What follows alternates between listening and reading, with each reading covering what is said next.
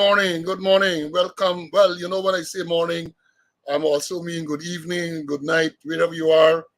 I'm conscious of the fact that people are watching us from Europe.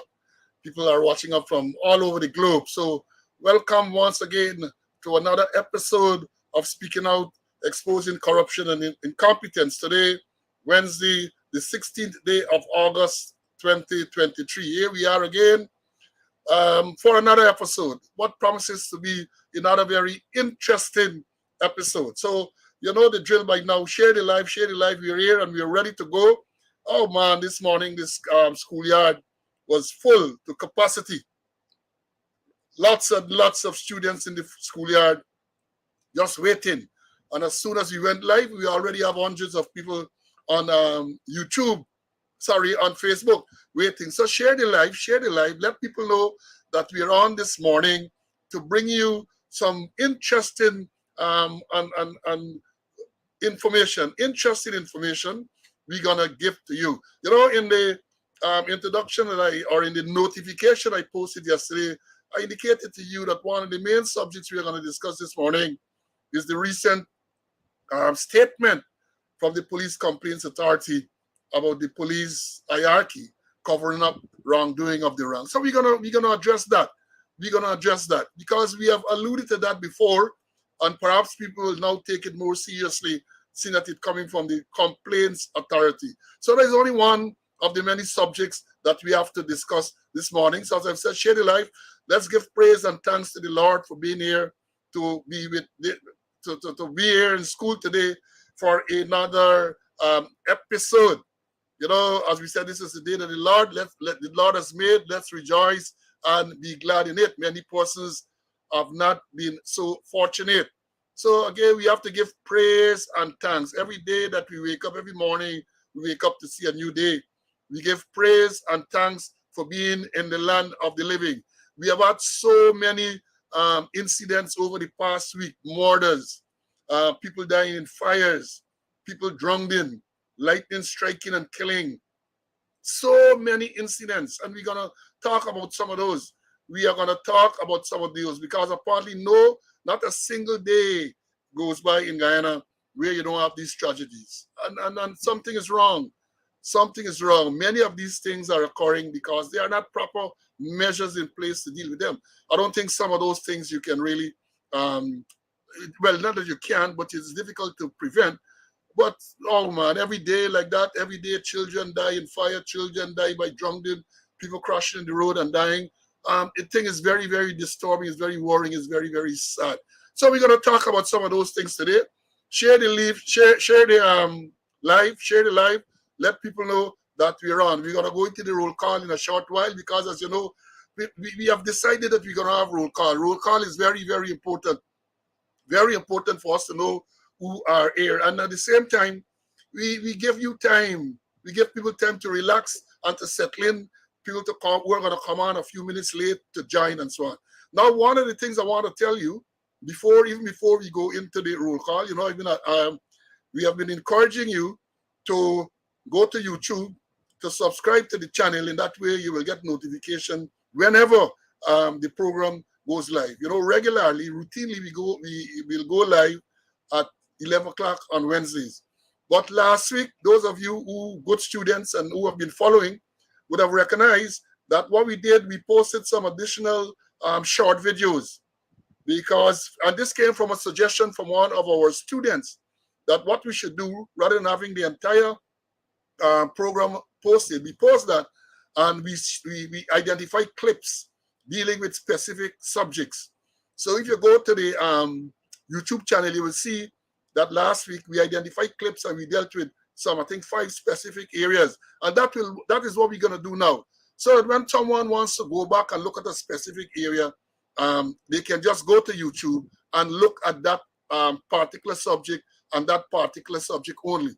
Now, the only way you're going to know when that is posted is if you subscribe to the channel. So therefore, once it is posted, you will get the notification that this short clip addressing a particular issue has been posted. So that is even more reason now why you should go to YouTube and you subscribe to the channel. Maureen said she was looking at them again. Yes, because then you can decide which aspect you want to look at. You don't have to look at the entire program.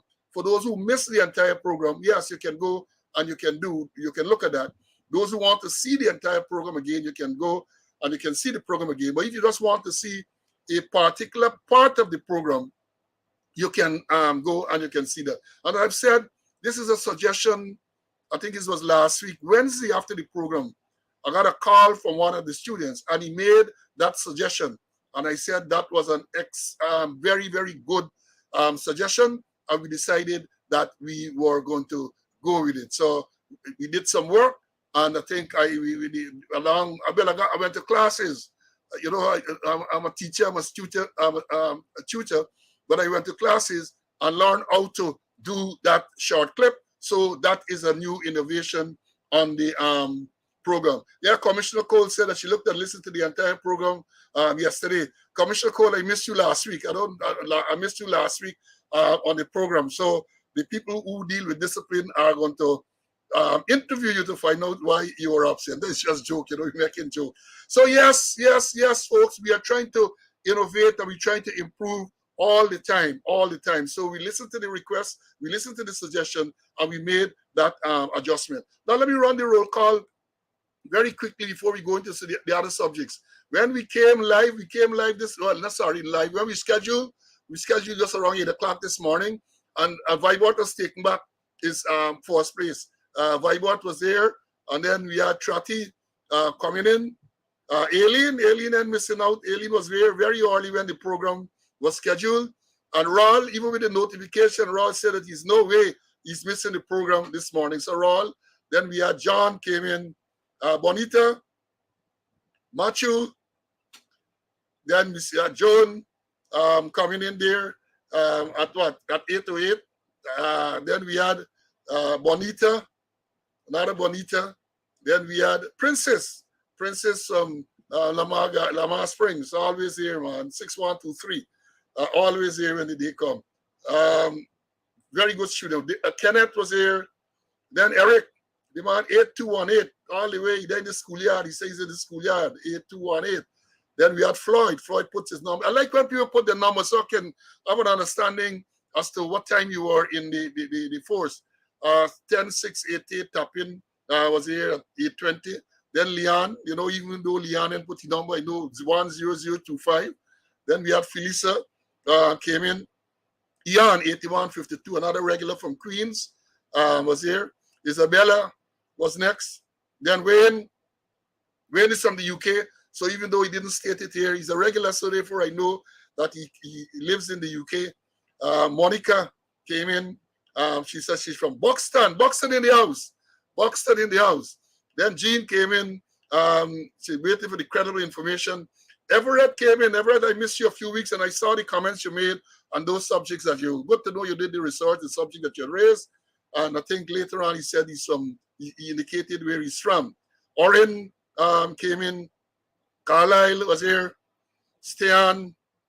Then we had the original black man. The original black man came in at 8:49. He said he was ready for class. Winston. John Knight, the man who don't miss out, a rather regular. I think he said he's from somewhere in New York. Patricia G. Patricia came in. Then we had Cecile coming in, and he makes his viewers is speaking corruption. Delightful Wednesday, guys. And then we had Winston here from Ontario, California.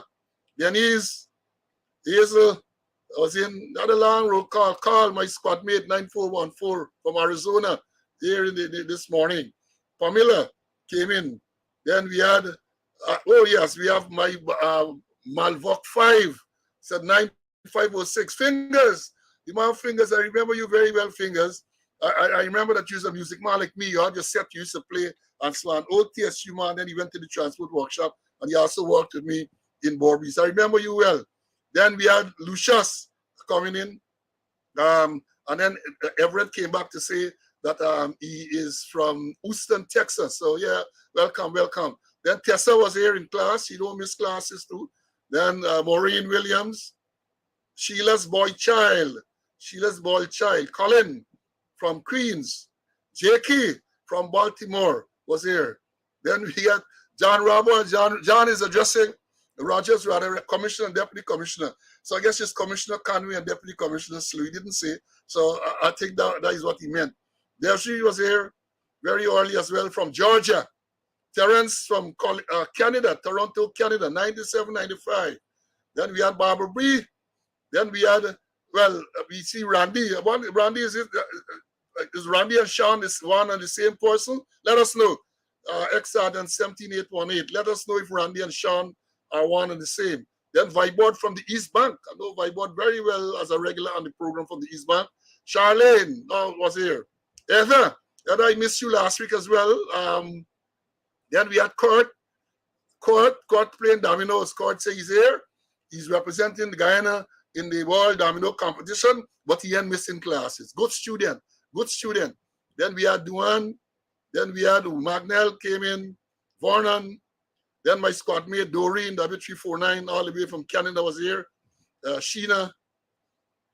Jacko is from Georgia. Welcome, Jacko. Welcome. Yvonne. Then we had Gregory. Earl was in class. Brennan, another regular. Brian came in class. Ulrich, welcome. Then we had Bert.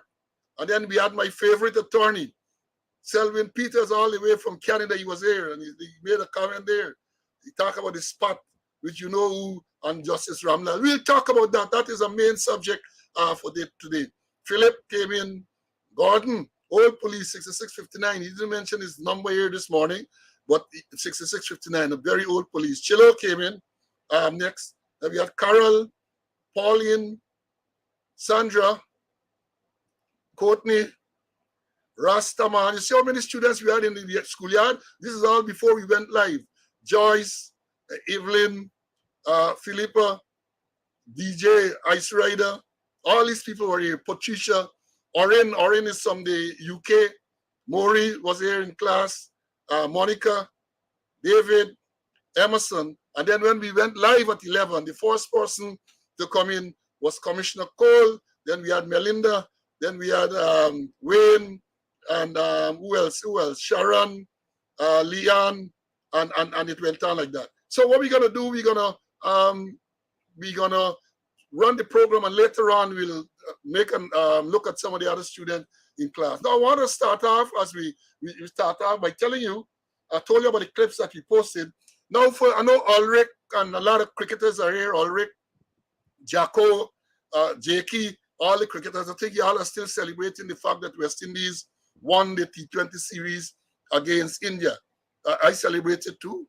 A fantastic victory on Sunday, and I think we should celebrate. These things are far and apart, so we ought to celebrate. And I want to remind us too, us cricket fans, that CPL, Caribbean Premier League, starts tonight at 7 p.m. Just in case you did not remember, I think Jamaica Talawas taking on St. Lucia Kings tonight at 7 o'clock in St. Lucia, Bossy Joe, in St. Lucia. And again, for the cricket fan, there's an innovation for this year's CPL where you have players that are going to can be given a red card. So read up on the details on the red card. I read it, but I don't have time here now to go into it. But read up. That's an innovation. Let's see how it will work.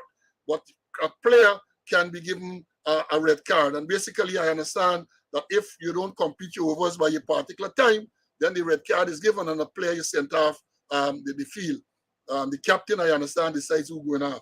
So that is, we have that tonight. We have something to look forward to from this evening.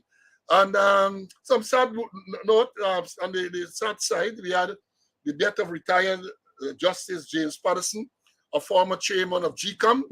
You know, he was put as a chairman, then they had the code challenge and all of that. He died Saturday night at the age of 89. And they say just a few weeks short of his 90th birthday. So Justice Patterson, former chairman of GCOM, passed away. Condolences to the relatives, friends, and colleagues of the late Justice Patterson. And then we had, only last night, many of you might not know this guy, but last night we had the passing of, one more, the one was,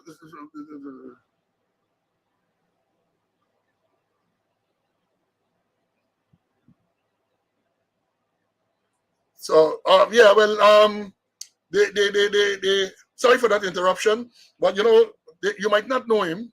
Um, Royston Andre Duncan.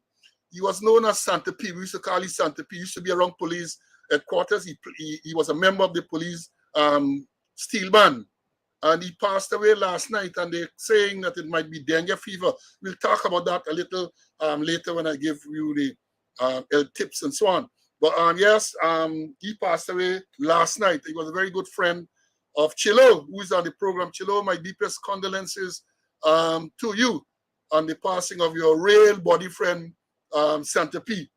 And then I want to express condolences to retired Assistant Commissioner Brian Joseph, whose mother passed away recently. And the information is that she's going to be buried on Monday, Oaktown, West Coast, Borbies.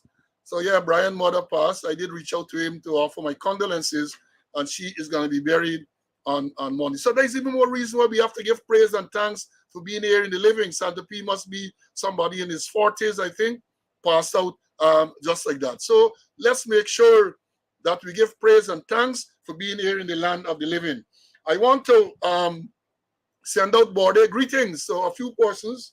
Leroy, well, happy birthday, Leroy. Leroy is a friend and a barber in Upper Level Barbershop in Queenstown there. Today is his natal day. Happy birthday, Leroy. And Tiger celebrates his birthday today. And I refer to Shivnarine Chanda Paul, West Indies cricketer, also nursing Dionarine. They celebrate their birthday today. And belated birthday greetings going out to retired Assistant Commissioner of Police, Carl Roberts, my old time too. I see my old time teammate on the cricket team. So hope you enjoy your birthday, Robbie. Now, let me bring in Mr. Conway, and then we're going to move on. CC, good morning, and welcome to this Speaking Out. Good morning, thank you. As I always say, happy to be in the land of the living.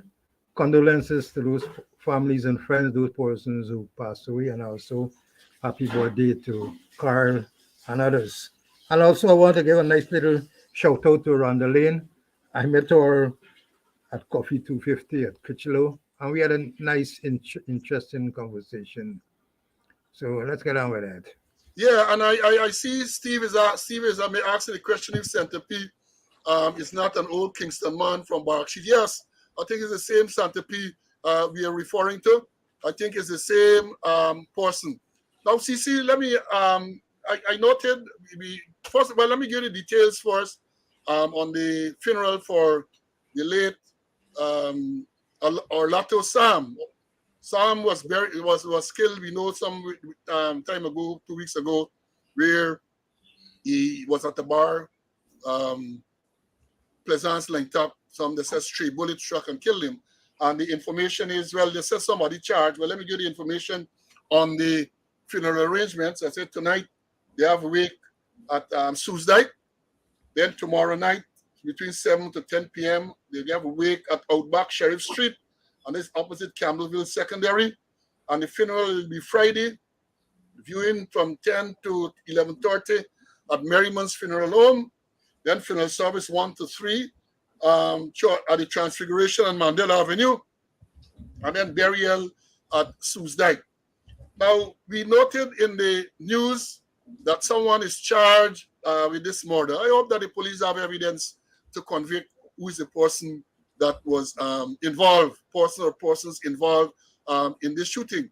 But I noted that they did not give, I'm not aware of any release, that the release that is normally given by the police. Normally they will give a long release with all the details and so on. They haven't done so on this occasion. CC? Yes, I didn't see any release. And as you mentioned, I hope that they did a very good job there, but I didn't hear anything or see anything. I called for ballistics and other investigation to be done.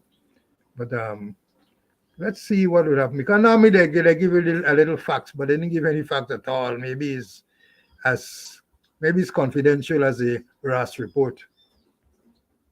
Yeah, they did not give anything. So let's wait and see.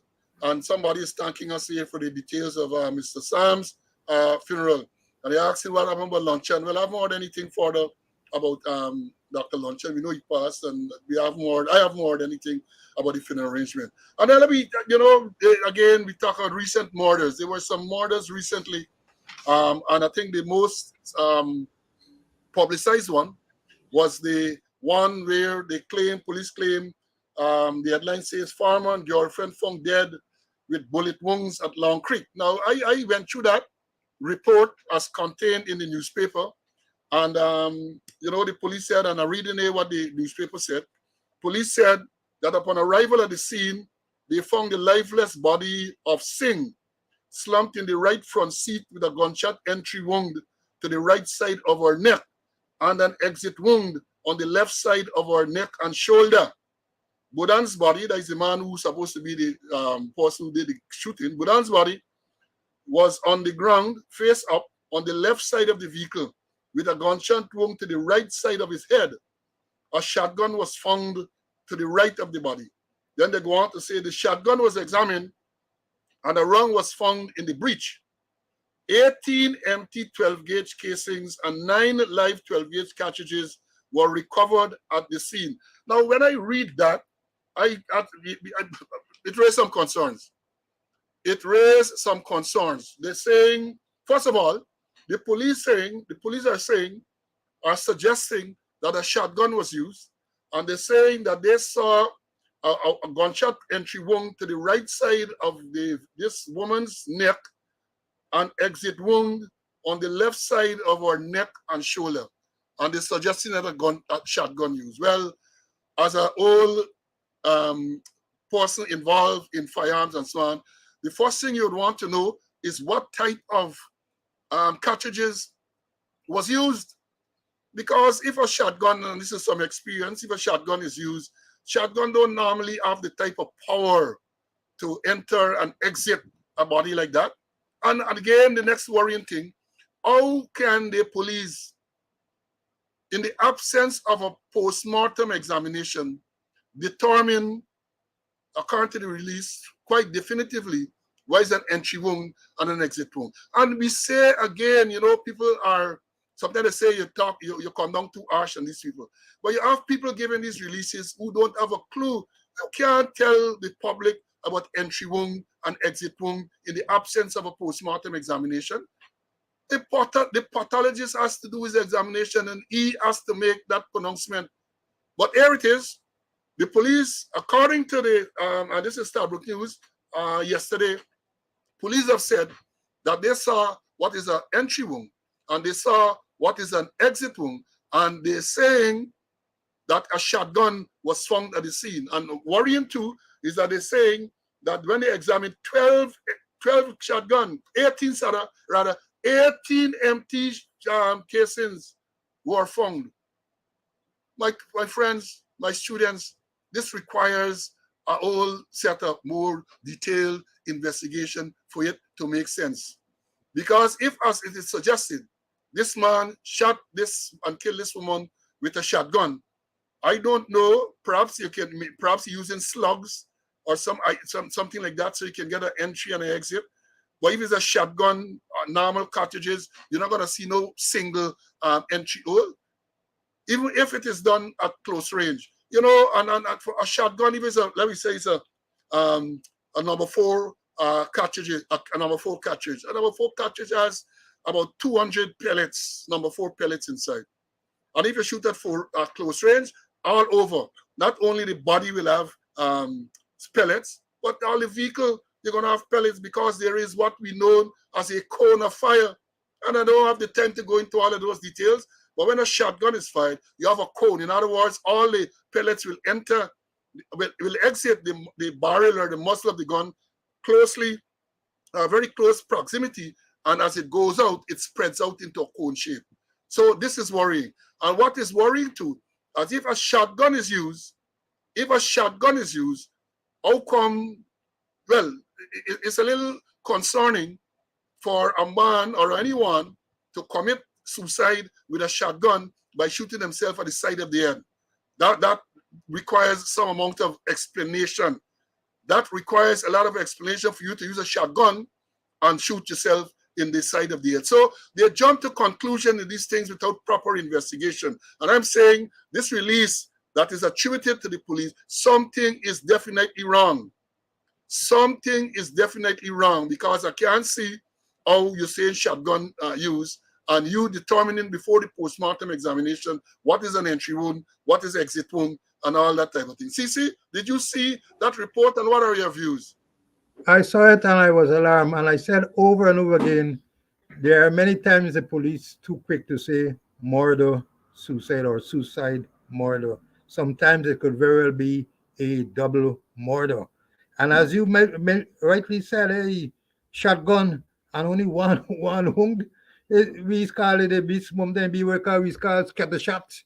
It's all about the bloody place. And then interestingly, I don't know if it's a double barrel or a single barrel gun, but one wrong in the breech.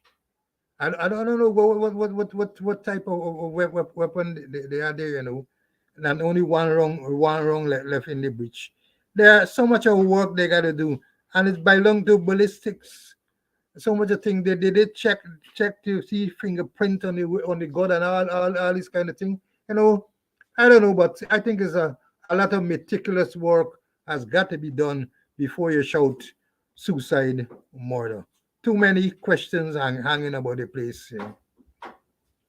Yeah, but that is so true. I mean, how can they, it is so unprofessional. And to say, talk about entry wound and exit wound, and there's no postmortem. And I'm saying this, that all these things happen because you have people who are not police, people who are not competent, right? And making these releases. And it appears as though no one in the system with police experience and knowledge, who they know, and I expect that many of them will know, are vetting these things.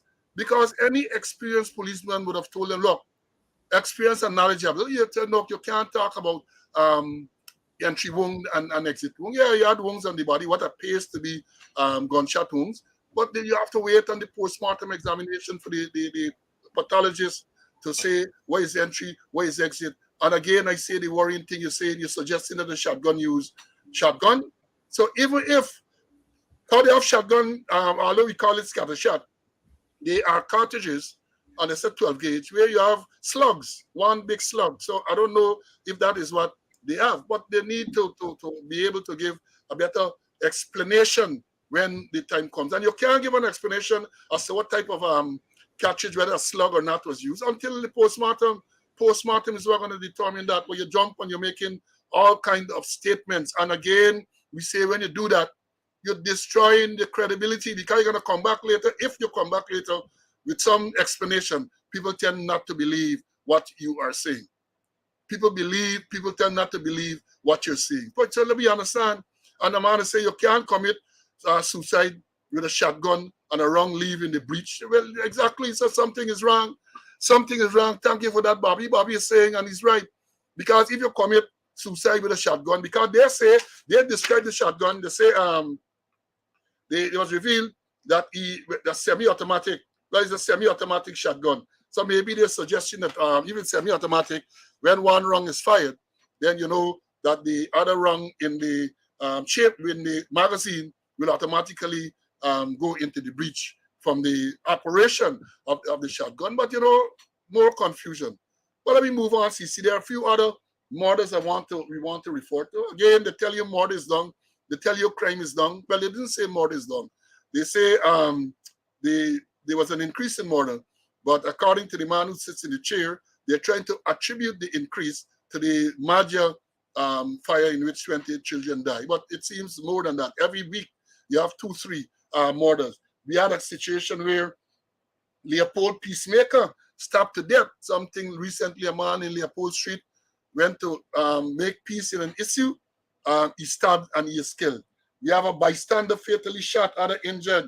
This is a fracas in West Rhineville that was widely publicized. We're going to talk about that a little bit more as well, where some people went to evict some soldier from a house, and the man refused to leave the house. One big story, gunshot ring out, one man is killed, another man is injured, right? So let me, and again, to show the unprofessional behavior of the police. In that matter, a vehicle registration number was provided. That is a vehicle in which the persons who went there to evict this man left in.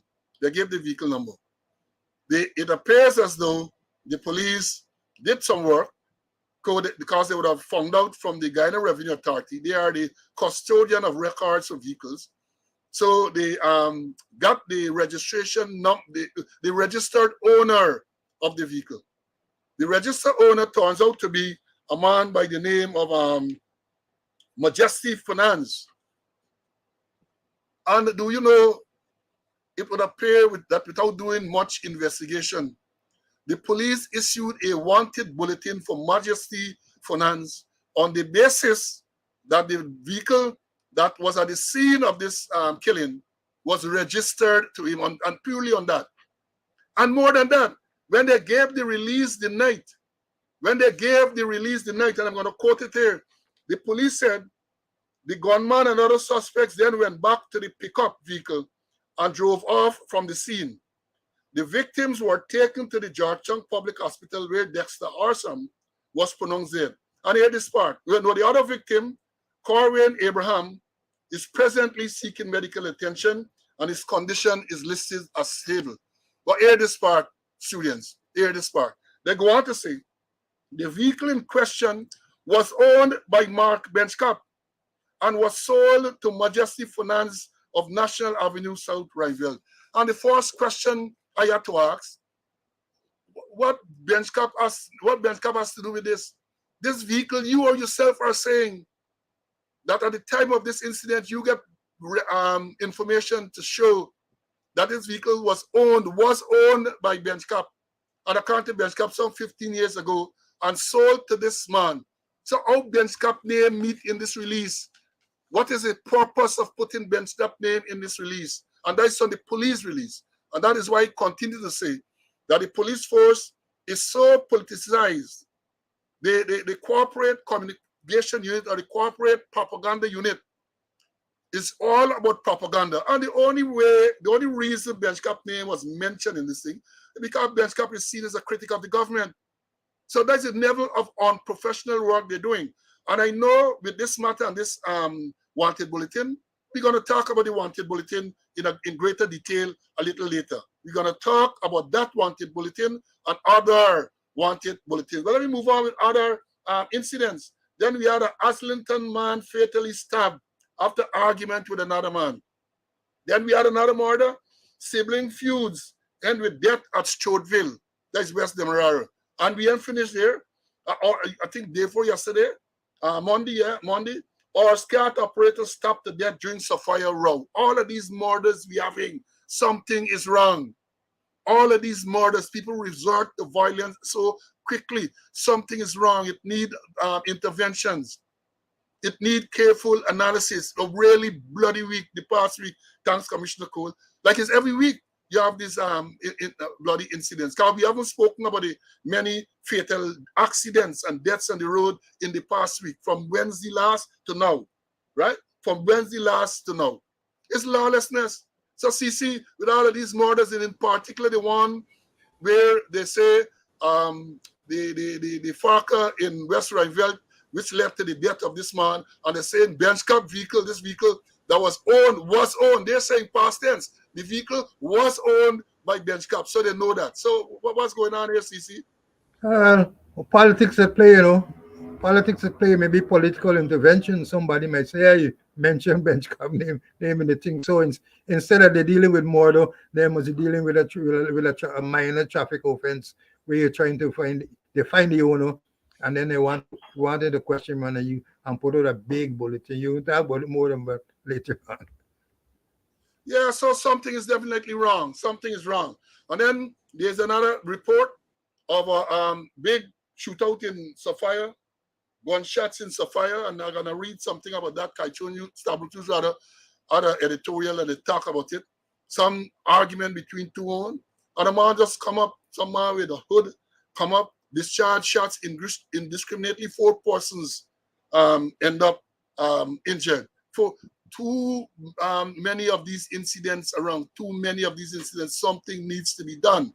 And they made the point with that one that weeks after, no one is arrested in that. No one is arrested. And to move on, 3 children, as I alluded to earlier, 3 children die after boat capsized in the Rupununi. That is on the August the 12th. And this is so sad. Children, 12 years, 3 months and 11 months, 3 years and 11 months, traveling in some river there or creek. The boat went into a rock, and 3 persons, 3 children lost their lives. And only yesterday, we heard again that a young lady at Sand Creek, under some tree, lightning struck her, killed her, injured her brother. Every week, every day is something. Every week, every day is something.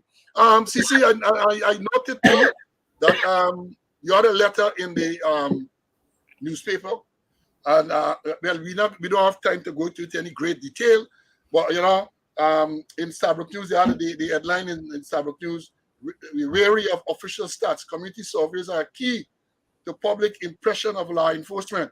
And then the Kaicho News carried the same letter under the headline, "God help the Guyana Police Force." So I'll just give a brief thing because I don't think we have time to go into detail. But given the fact that it relates to the crime statistics, I did something, and I hope that we get some time to go into it in more detail a little later. But I want us to move on so that we can go to this Police Complaints Authority issue, and if time permits, we're going to come back. So tell us something about this letter. Let me just backtrack a bit, because part of the shooting in Rumvelt, the shooting at Sophia, 4 persons got injured. Rumvelt, where 1 man died. I know that is not part of the police will call serious crime. Those won't be recorded as senior crime. A man died, and a lot of 4 people got injured. That shooting aid isn't considered serious crime. And my contention is that with the police is that they're talking about serious crime, and they just have 11 crimes which they consider serious crime, and quite another what we call major crimes are not considered serious crime. And they're not doing no proper analysis, Paul. All they're doing is percentage increase and decrease. No real analysis. Not looking for trends, not looking at pattern, not looking at series, not looking at spots, as the case may be. Just a percentage increase, percentage decrease. And then they say that they're doing well. If you want to do well, go to your customers. I say go to the public. Do citizen survey. They will tell you whether or not you're doing well. But no, hey, we had 6 last month, we get 8 this month, and there's how they're judging themselves. That doesn't mean to say that the police are doing well. All they're doing is compiling figures, looking at percentage increase and decrease, and then they're ducking crimes, they're ghosting. Don't put in this one gonna make me look bad. Cut the stats so we look good. And they're hiding away crimes. Instead of crimes being recorded in the crime book, it's in the occurrence book, and most recently in the station diary. So when they're checking, they don't check occurrence book and they don't check a diary. And when I talk about diary, the most recent one I saw where a guy set some mattress on fire in the lockups. I know where they recorded it, and this is a police release. Police release say it was recorded in the station diary when it should have been in the crime book. So when they're doing the analysis, and then malicious damage to property isn't considered serious crime. Even arson is not committed serious crime. They take anything and make it a whole joke just to satisfy themselves. Yeah, thank you about that, because I compiled 2 slides. As I said, hope we can address it today. If not, we will definitely address that subject at another time, because I did the work, and with your help, of course, and where we can show graphically to the viewers what we're really talking about. So, and moving on, then we had these fatal fires. Fatal fires. 2 persons, including a 12-year-old child, lost their lives in a late-night fire at Silvertown community in Wismar. And then they say that fire was deliberately set. That is Monday night. A lady and her niece lost their lives in that fire. And as Mr. Conway was saying, the fact that someone died, they might record it as murder. But the arson in itself, that is not, according to the police stats, that is not considered a serious crime. And then we had yesterday morning, a mother and her son died at Good Hope Essequibo following a fire. So over the Monday and yesterday, 4 persons lost their lives in fire. And you had other fires as well. I recall at least 2 other fires being reported. And you know, when you look at that one yesterday, the picture is there with the mother and such an handsome looking young boy. They lost their lives in fire. It's blood all the time in the country, blood, something. We need divine intervention. We need divine intervention. And moving on, unless CC you want to comment on those 2 fires? As you rightly said, they would consider them as fires, and that wouldn't be any part of the serious crime. All the people died is fire, fire, fire. You know, and we getting too much of fire, man. We too bloody, we too deadly in this country, man. Something is wrong. We sour. Maybe you want baby some blue water or something and put up some flags somewhere. Yeah. It's true. We saw. And there, I'll move on to the next subject here now. The subject is the Major Commission of Inquiry. We noted sometime last week the members of the Commission of Inquiry were sworn in. I have a picture. I want to show it to my audience and to the students and get a comment on this thing. Look at the yes, here it is. Oh, sorry about that. Let me hold on. Let me pull it up again. Let me pull it up. Y'all bear with me a minute. Let me get this slide to show you this Major Commission of Inquiry.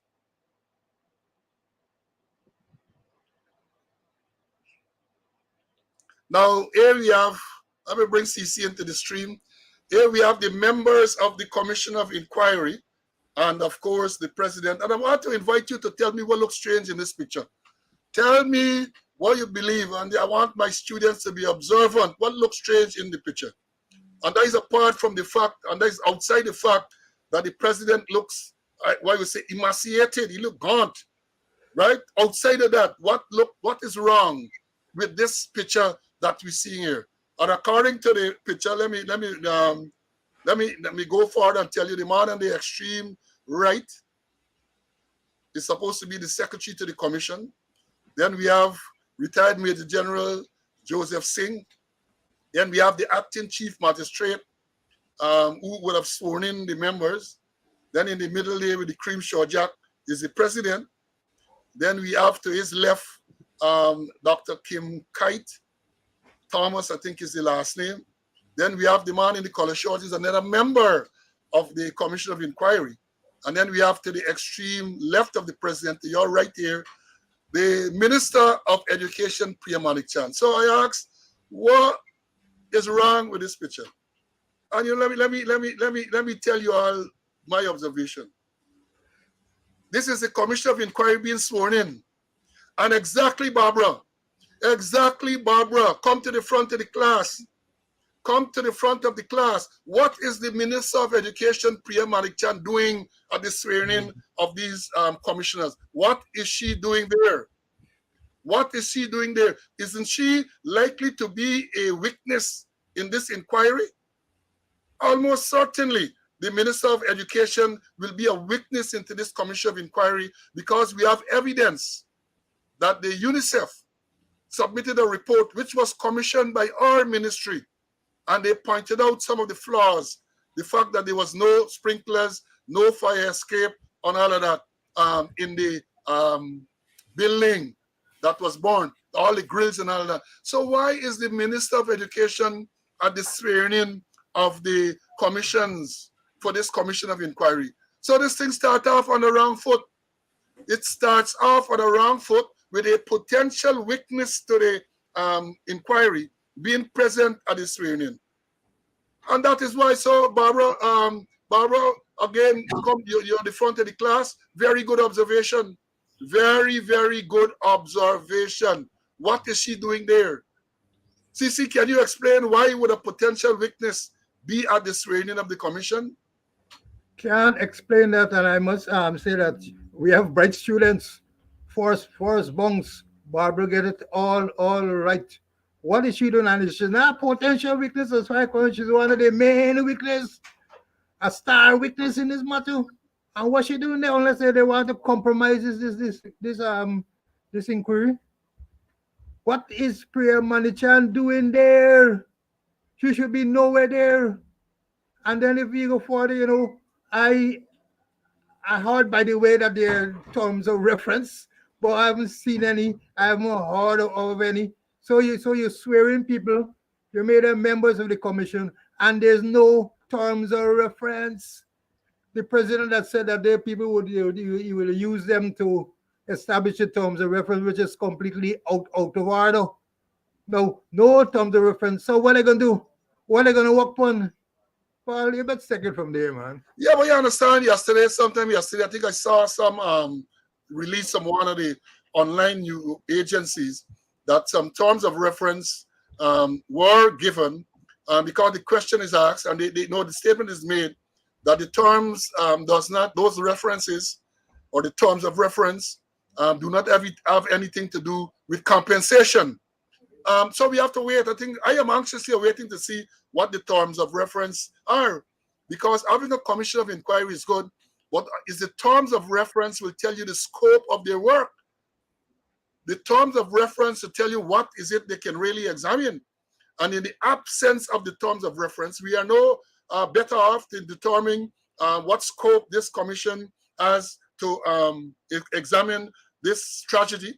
And let me say this, as I've said before, I have a lot of confidence and faith in Major General Joe Singh. I know him personally. I know Mr. Joe Singh personally. I also know Dr. Kim Kite personally. And I have faith in these people and their competence. I don't know the third person, so I can't really comment on that. But let's see this thing.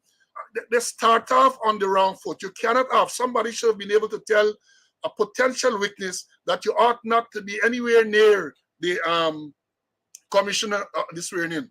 And I hope and I pray that the Ministry of Education and the Minister of Education have nothing to do with the compilation of the terms of reference. I hope so.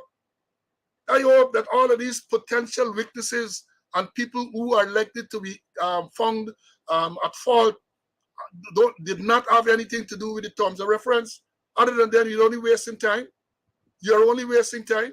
And then I have some questions to ask because, again, this is something that happened in the interior at Madhya. Where will the inquiry be conducted? I would expect that most of the hearings will be conducted somewhere nearby where witnesses, the parents of those people who died, the parents of those who were injured, even the students who survived can come and give evidence. So I don't expect that you'd want to bring them to Georgetown. So let's see where that will go. And then, I made a note too, there's no scene to visit really. Normally with something like this, the commissioners would have visited the scene to get a first-hand understanding of what took place. They don't break down, carry the debris, take the debris, and fill holes in the road. So you don't have debris and all of those things to look at. And that reminds me of when Big Dam burned down a few years ago, that the fire was a Saturday. And the very next day, you had heavy-duty machinery in the compound removing the debris. And after the removal or during the removal of the debris, the president is making statement that they're going to get overseas help to investigate the fire.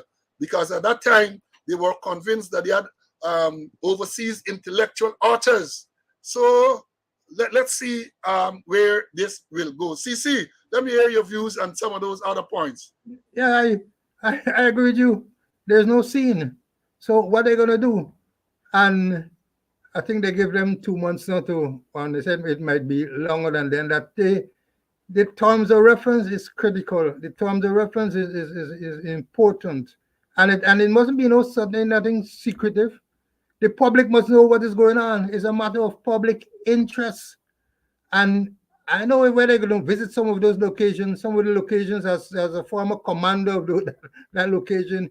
The only way you can get is by helicopter, or you go through with some boat which will take you hours and anything. I know Joe Singh is okay with the terrain, but what about the other person? I think one is a female, and I have nothing against female, but it's going to be a rough thing to visit some of those areas to talk to people, or are people going to come to town? I don't know. But the whole thing appeared to have been compromised from the beginning, where the president said that the persons, the commissioners, will help to design or put together the terms of reference. Nonsense. And as you rightly say, Paul, Ministry of Education shouldn't be part of it at all, at all, at all. No way. And we have Ray, student Ray, saying that is Joe Singh's first mistake. Yeah, I believe that it is a mistake to have had the Minister of Education there. Somebody should have been able to say, look, madam, you should not be anywhere around this thing. The optics is bad. The optics is bad. So let me move on, CC, we'll move now to the main subject that we announced. That is the police complaints authority accuses top cop of violating act. So let me read some part of the report as carried by Stabrook News. And this is the police complaints authority. And they say, and I'm going to read excerpts, I can't read out the whole thing, and we're going to discuss and try to educate and enlighten our students. And I hope that the policemen, I know a lot of them listen, and the police officers are going to listen to what is being said here, because I have lots of information to give in respect of this. And this is outside of what the complaints authority said.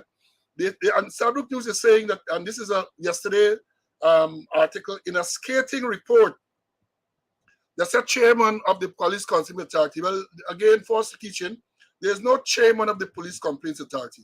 There is the complaints authority. So Stabrook News is saying the chairman, but Mr. Ramlal is not the chairman of the police complaints authority. Mr. Ramlal is the complaints authority, right? So he said the authority justice retired William Ramlal has accused police commissioner Clifton Nikin acting. Well, the acting come the wrong place too, of flagrantly violating the governing act, and recommended that President Irfan Ali put a stop to it. It goes on to say reference was made to files done by the police concerning the deaths of 4 persons involving police ranks, which were never sent to him for investigation, as mandated under sections 13-14 of the Police Complaints Authority Act.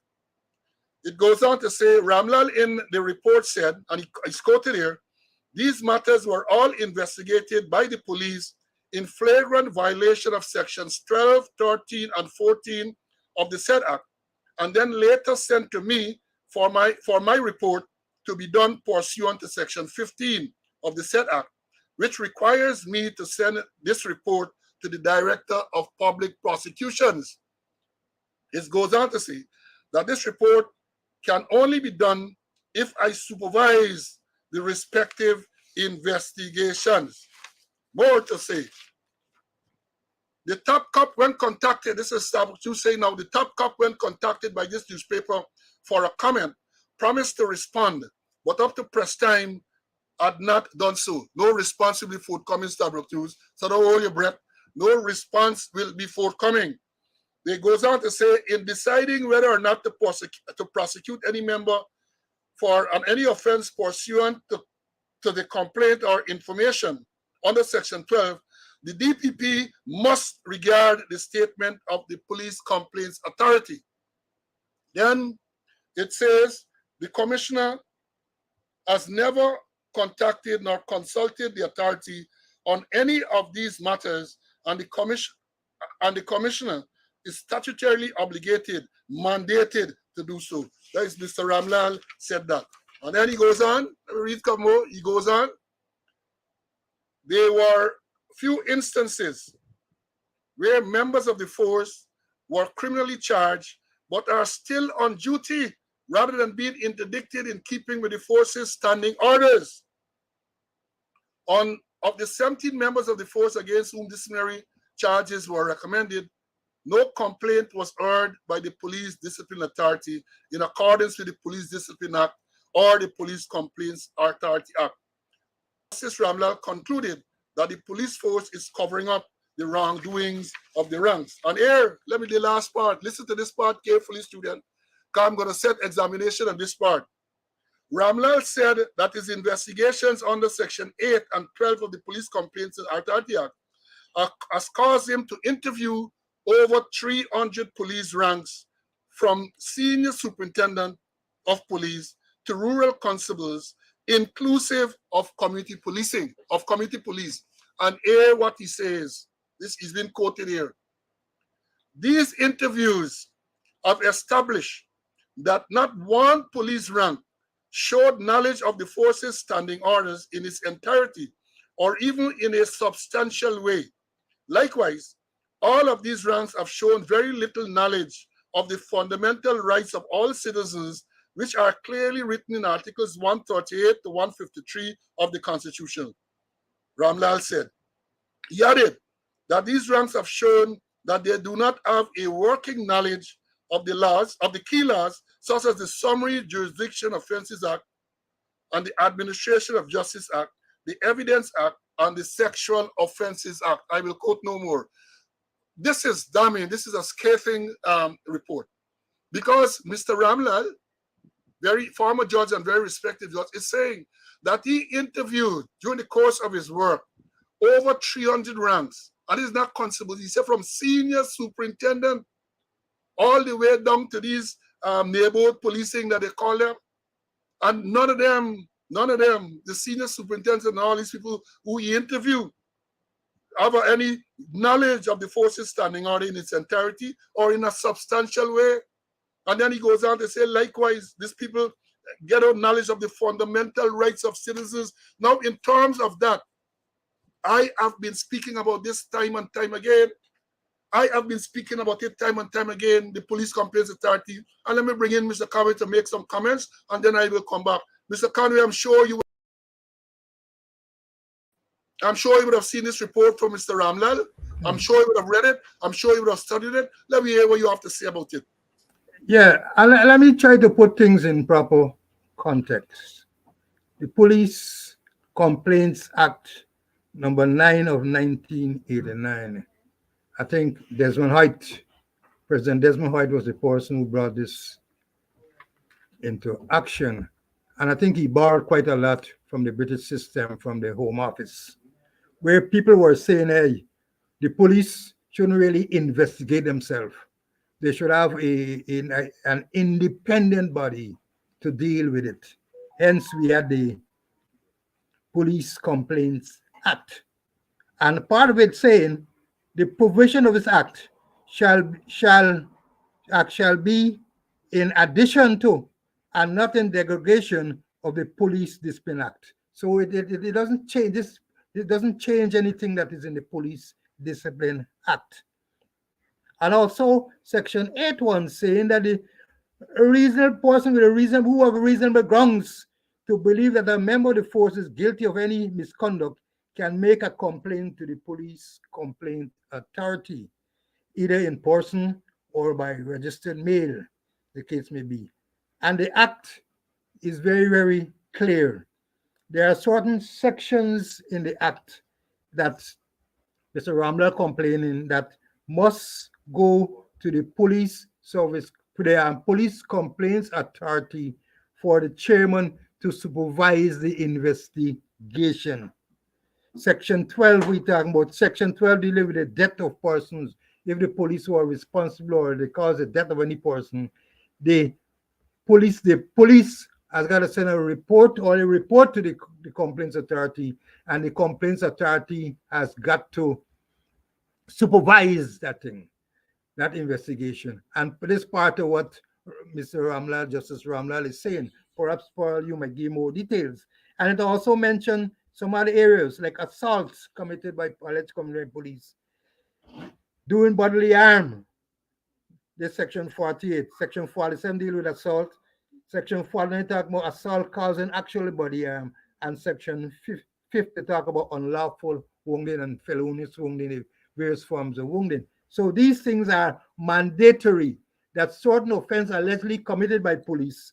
The commissioner of police, I gotta send a statement to the Complaints Authority, and the Complaints Authority will supervise. We're talking about deaths, we're talking about assault, we're talking about doing bodily harm by wanton misconduct, assault causing actual bodily harm, unlawful wounding, that those must go. I remember something last year where a High Court judge set a policeman free because he was charged with a murder, and there was no evidence to show that the statutory requirement was dealt with, where the police complaints authority supervise the investigation. And we have a whole long list of cases where the police, through perhaps through the OPR, did their own investigation, and then now they're sending the report to the complaints authority for him to rubber stamp. And then I want to know what's really going on with the executive leadership team of the police, of the police. When these matters are reported, they don't be discussed at the executive leadership team meetings, and somebody won't, or the crime chief won't say, hey, boy, we got informed the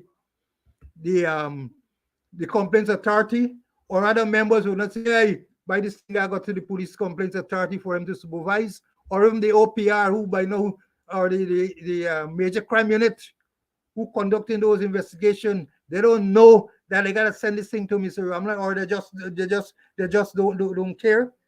So many breaches taking place, and even will the breaches of discipline, where discipline, there are breaches of discipline. The chairman, let me sorry, I don't want to behave like Starbuck News, where the complaint authority would have to send the matter to the commissioner of police for investigation to be done in accordance with the Police Discipline Act, which says that every alleged commission of the breach of discipline shall be investigated as soon as practicable by a member of the force not below the rank of a sergeant and of a higher rank than a member of the force who was alleged to have committed the offense. And then they would send it back to the complaint authority, and he would put his comments. They can't take any action unless the comments from the complaint authority is there, and the matter has to be sent also to the DPP with the complaints authority comments, and those things must be taken into action before any disciplinary action is taken.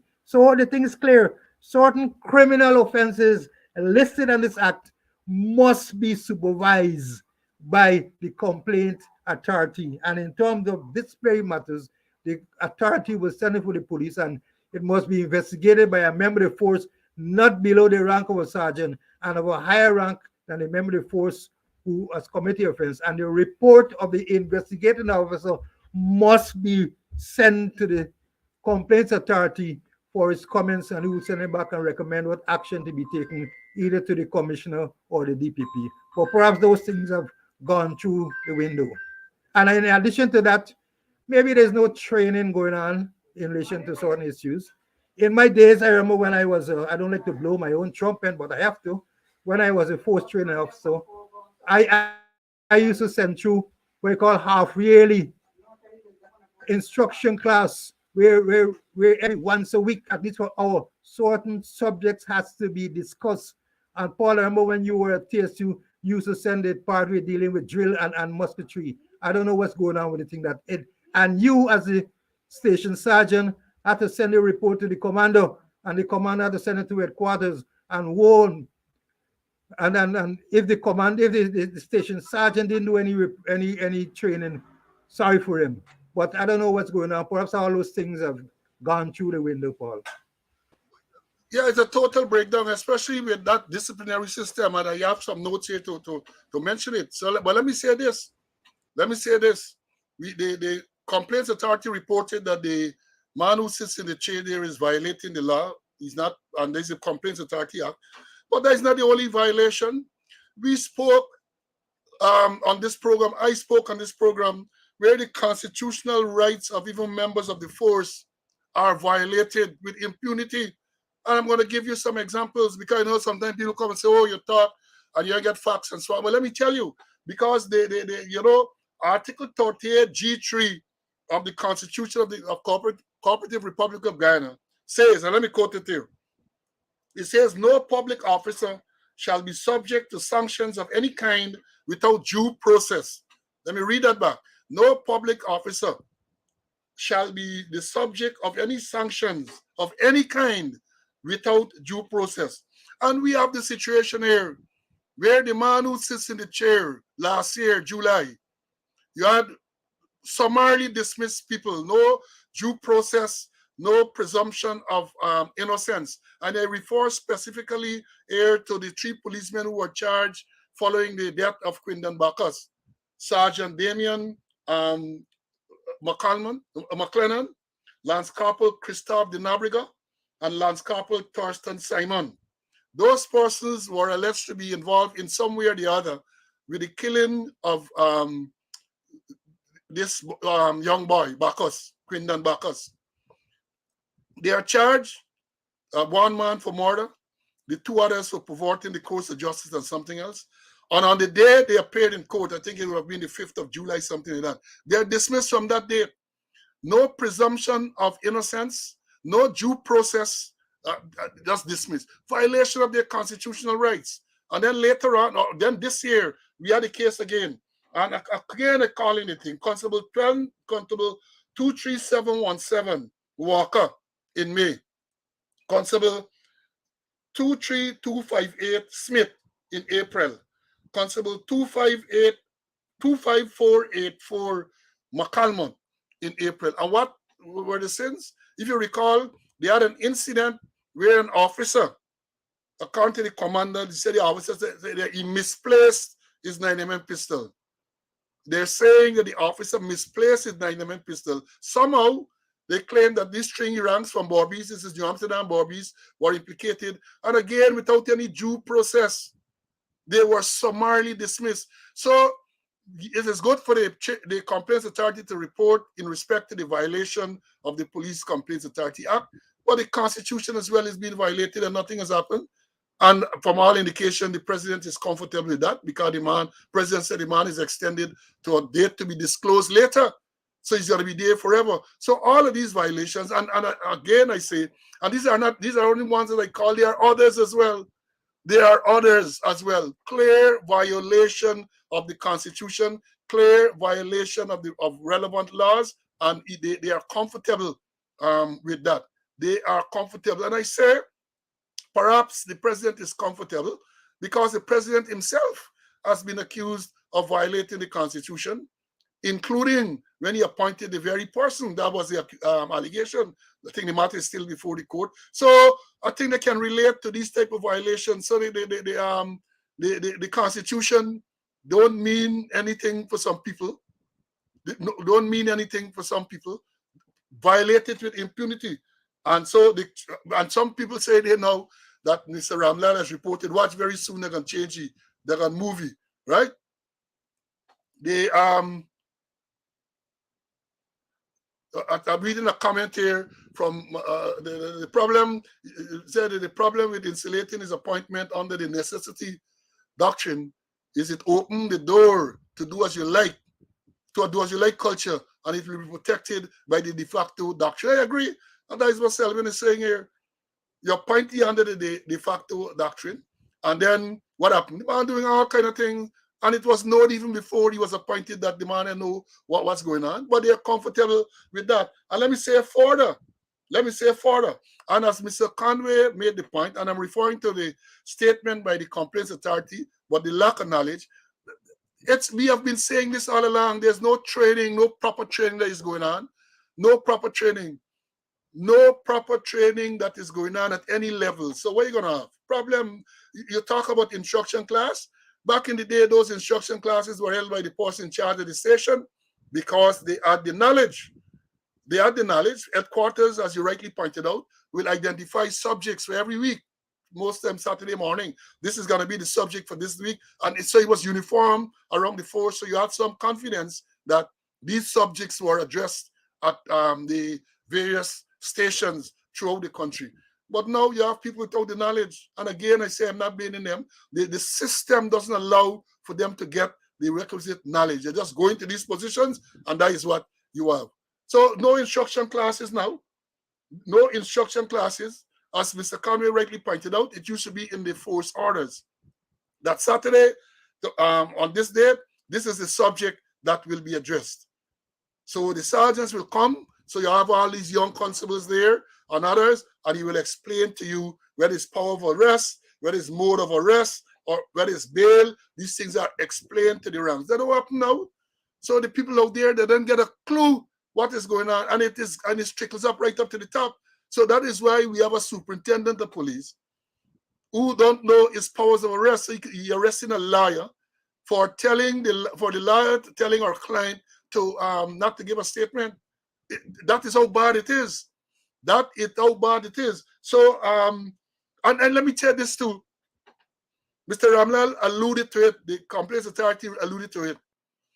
When these investigations are done, you know, they jump to say OPR, Office of Professional Responsibility, will investigate. The Police Complaints Authority will investigate. Yeah, once they investigate, in many cases, they make recommendations. File might be sent to the DPP, and the DPP recommend disciplinary charges. In most of the cases, nothing happens thereafter. I did a survey when I was at the Service Commission, and I brought it to the attention of the administration of the force, where many of the matters investigated by the Complaints Authority, many of the matters investigated by the Office of Professional Responsibility, where the files would have been sent to the DPP, and the DPP would have recommended disciplinary action. Nothing happens. And the reason why nothing happens is many of the officers you have there don't know how to conduct a disciplinary inquiry. I found that out. I did that. I found it out. I used to do the training. I used to assist with training them to how to conduct disciplinary inquiry. The last training I conducted was when Ramnarayan was there. He invited me to conduct training at the sergeant and the inspector level. And when I walked into the officers' training complex, I got a shock of my life because the training complex was full and bursting. Over 100 inspectors and sergeants were there. And they did indicate that some of the things that you're telling them is new, because the officers, in order for you to do a disciplinary inquiry, you have to have understanding of the Police Discipline Act, 1701. You can't be a proper officer if you don't have that and understand it. You have to know the Summary Jurisdiction Procedure Act, Chapter 1002. You have to know the Evidence Act, Chapter 503. What is admissible and inadmissible. You have to know these things, and how to conduct an inquiry. They don't know that. So when these reports are made, nothing happens. Or even if they attempt to do anything, they do what we call cowboy. They cowboy the junior ranks, and that is what. So you get dissatisfaction, you get people demoralized, and all of that. That is what happens. CC, you want to say anything further before I go on with the same issue? Yeah, just to add, that this is not the first time that Justice Ramlal has been very critical of the police. I remember when that guy died in the lockups in a scribble there. Mr. Ramlal, he supervised that investigation, and he was very critical of the police, from the commander right down to the traffic man, right down to the constable working in the thing. Even the magistrate and all came in for some hammering, and he was critical. I remember when we won the Police Service Commission, we gave the man who sits in the seat right now there, who is squatting in the seat, we gave him the investigation to be done against the commander, and Justice Ramlal was extremely critical of him. We unlawfully had to demit office. I don't know what happened to that report, but the thing is that, here it is, that persons are not au fait with the act and what must be done, and in terms of the various offenses under the act, both the Police Discipline Act and the Police Complaints Authority Act. And Paul, you made a report against the man who doesn't know his power or arrest. I wonder what happened to your report, Paul. That's well, right, because you're correct. Because in October of 2021, I made a report to the Complaints Authority against the same. You're referring to Ramana, Superintendent Ramana, and I think at the time he was Assistant Superintendent, and Constable Duke from Soku. I made a complaint to the Complaints Authority of assault by these persons. And when the Complaints Authority summoned them to investigate. In my presence, they refused to cooperate with the authority. And he said he would have reported it to the commissioner. And I hear nothing anymore. Nothing. So I made a complaint as a private citizen as against these two ranks, and nothing happened. And what happened is that Ramana was promoted. And talking about that, I understand that the man continues. The man, let me say, I made a complaint against him of assault at the Georgetown Magistrate Court on October 15, 2021. Right? The man is promoted last year from assistant superintendent to superintendent. The man arrests the attorney at law, Tamika Clark, for advising our client to remain silent. He arrests her, or he caused her to be arrested. Right? And what happened? The man was sent a few weeks ago, we understand, at traffic, and he, according to the report from one of the surrogates, he is the traffic chief designate. Because the report said that from September 1, the traffic chief will be moved. I don't know if he's going to leave or what. And Ramana, was to take over as traffic chief. And I got information that the man now, this same man who don't know his powers of arrest, who violated the rights of the attorney and other persons, and this matter was, when he violated the right, he was taken to court, civil action, where the Chief Justice ruled that the rights of the attorney were violated, and she is to decide on the quantum of damages at some stage. This man right now, as we speak, is the commander of Police Regional Division C, a man who has clearly demonstrated that he does not have the competence, he does not have the knowledge to deal with these issues. The man is the commander of Regional Police Force C. That is the information that I got. He's now. So what do you expect? What do you expect? What is he gonna teach the ranks? What is he gonna make sure the ranks comply with? He know what's going on. He know. And the same thing, we talk about the man who sits in the chair, the violation of the act that the complaints that I speak about. I am certain it is out of ignorance. He know better. They don't read. They don't read to get an understanding of what their powers are. And even though you speak about it repeatedly, they don't go and follow up, or they're just so arrogant that they believe they can do anything and get away with it. The man has been dismissing people summarily. And there are so many case laws.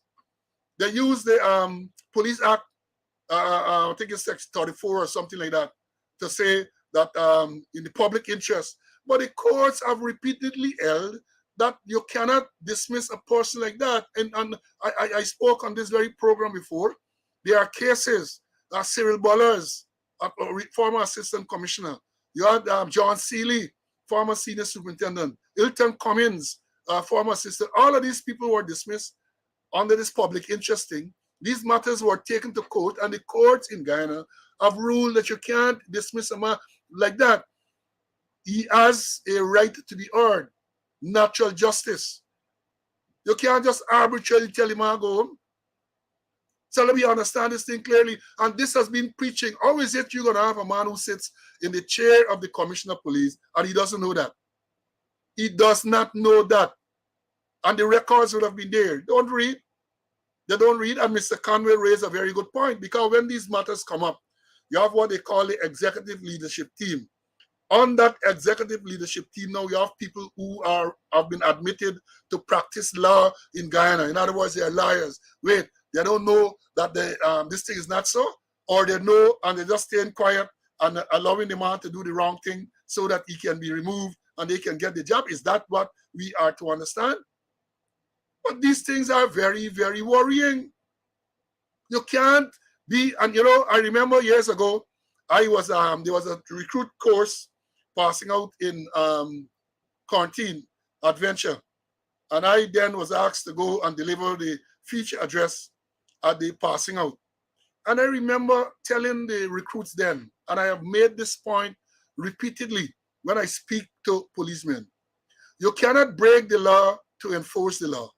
Let's understand this thing clearly. You cannot break the law to enforce the law. Many times, as a police, you believe that the law as it stands is not adequate. but you are law enforcement. You can't break the law. To say you're enforcing the law, maybe you would want to advocate to your for changes to be made, but you can't break the law to say that you're enforcing the law. It doesn't work that way. So Mr. Ramlal has reported in this thing. Somebody asked me to go through the disciplinary authorities.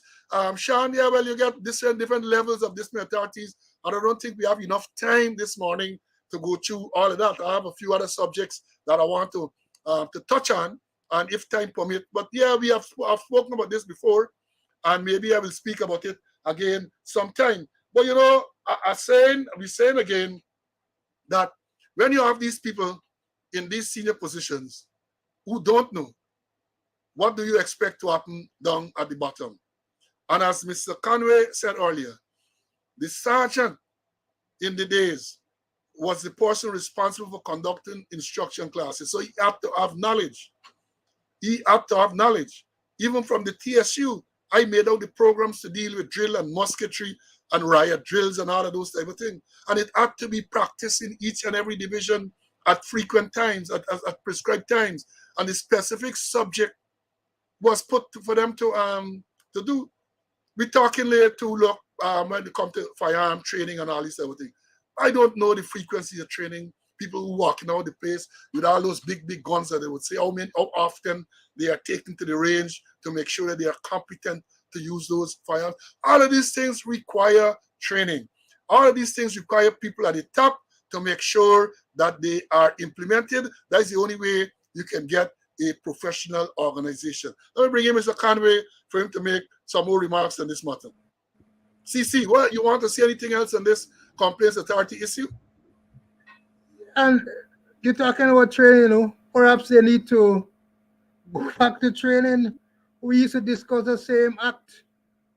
For the matter, I remember when in the late, I can't remember his name, but he used to go to each division and the authority and used to make sure that the police in each division are fair with that police complaint authority act.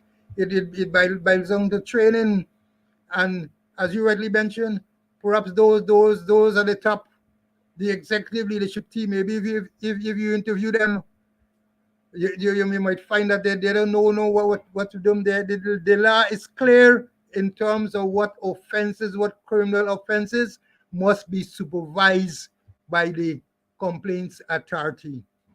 And when there is a disciplinary of offense, what must be done?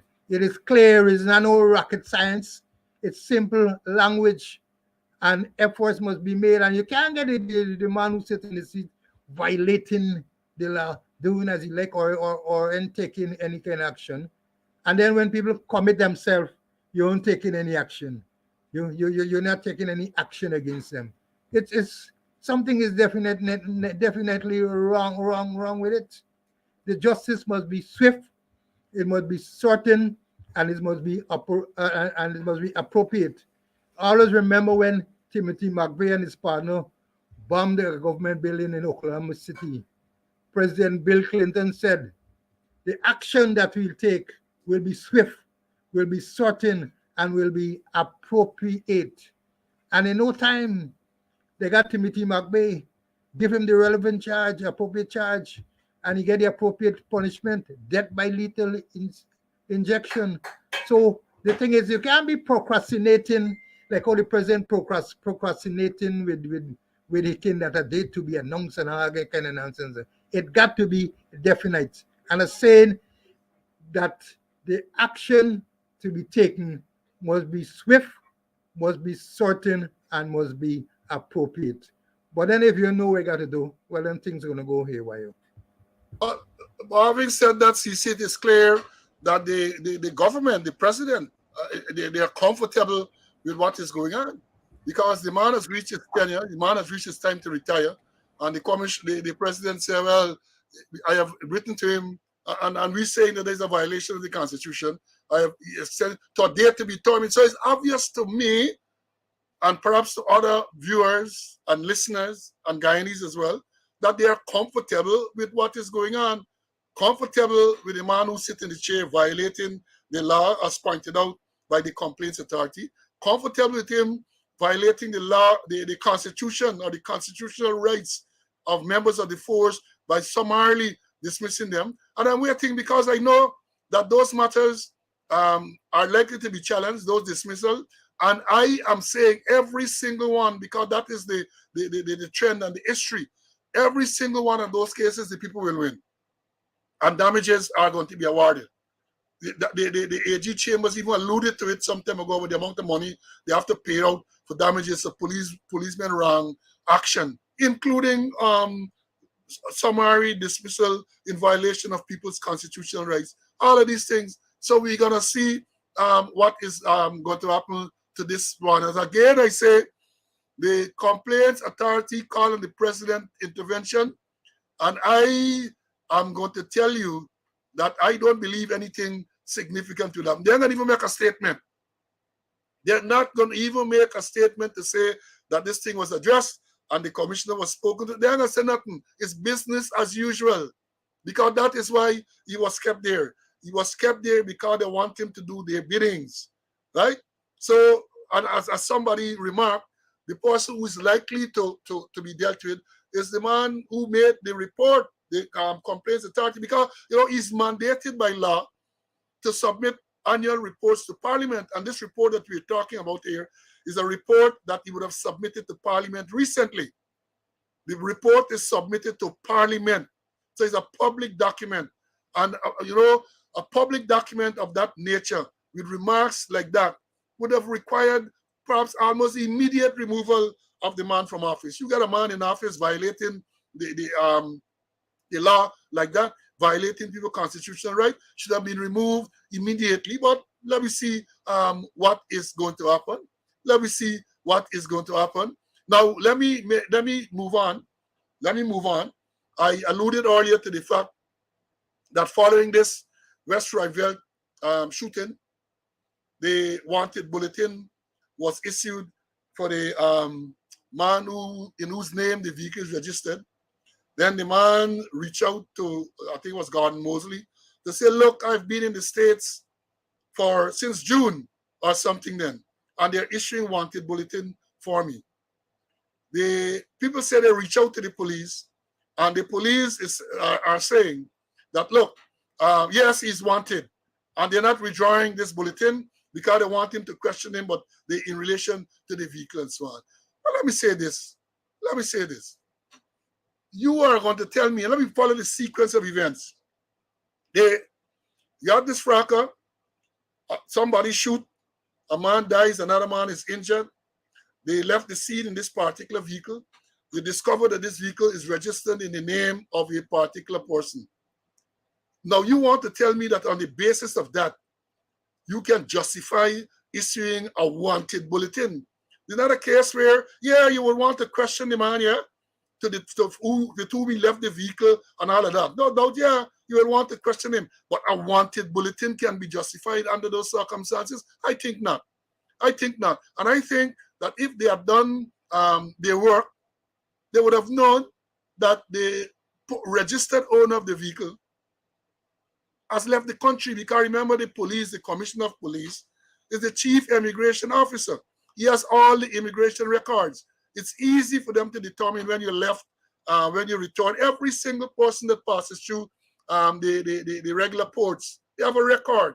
When you left the country, or which flight you left, what address you gave, and all that, the record is there. So any proper investigation, they would have known that the man is out of the country. And I believe they would even get to find out the man contact details. You might be able to find out the man contact details so he can be contacted. Because remember, all you want to know at that stage is with whom the vehicle was left, so they can follow up from there. And people come out and they say all kind of things. But again, this is not an isolated case where wanted bulletins are being issued for people willy-nilly.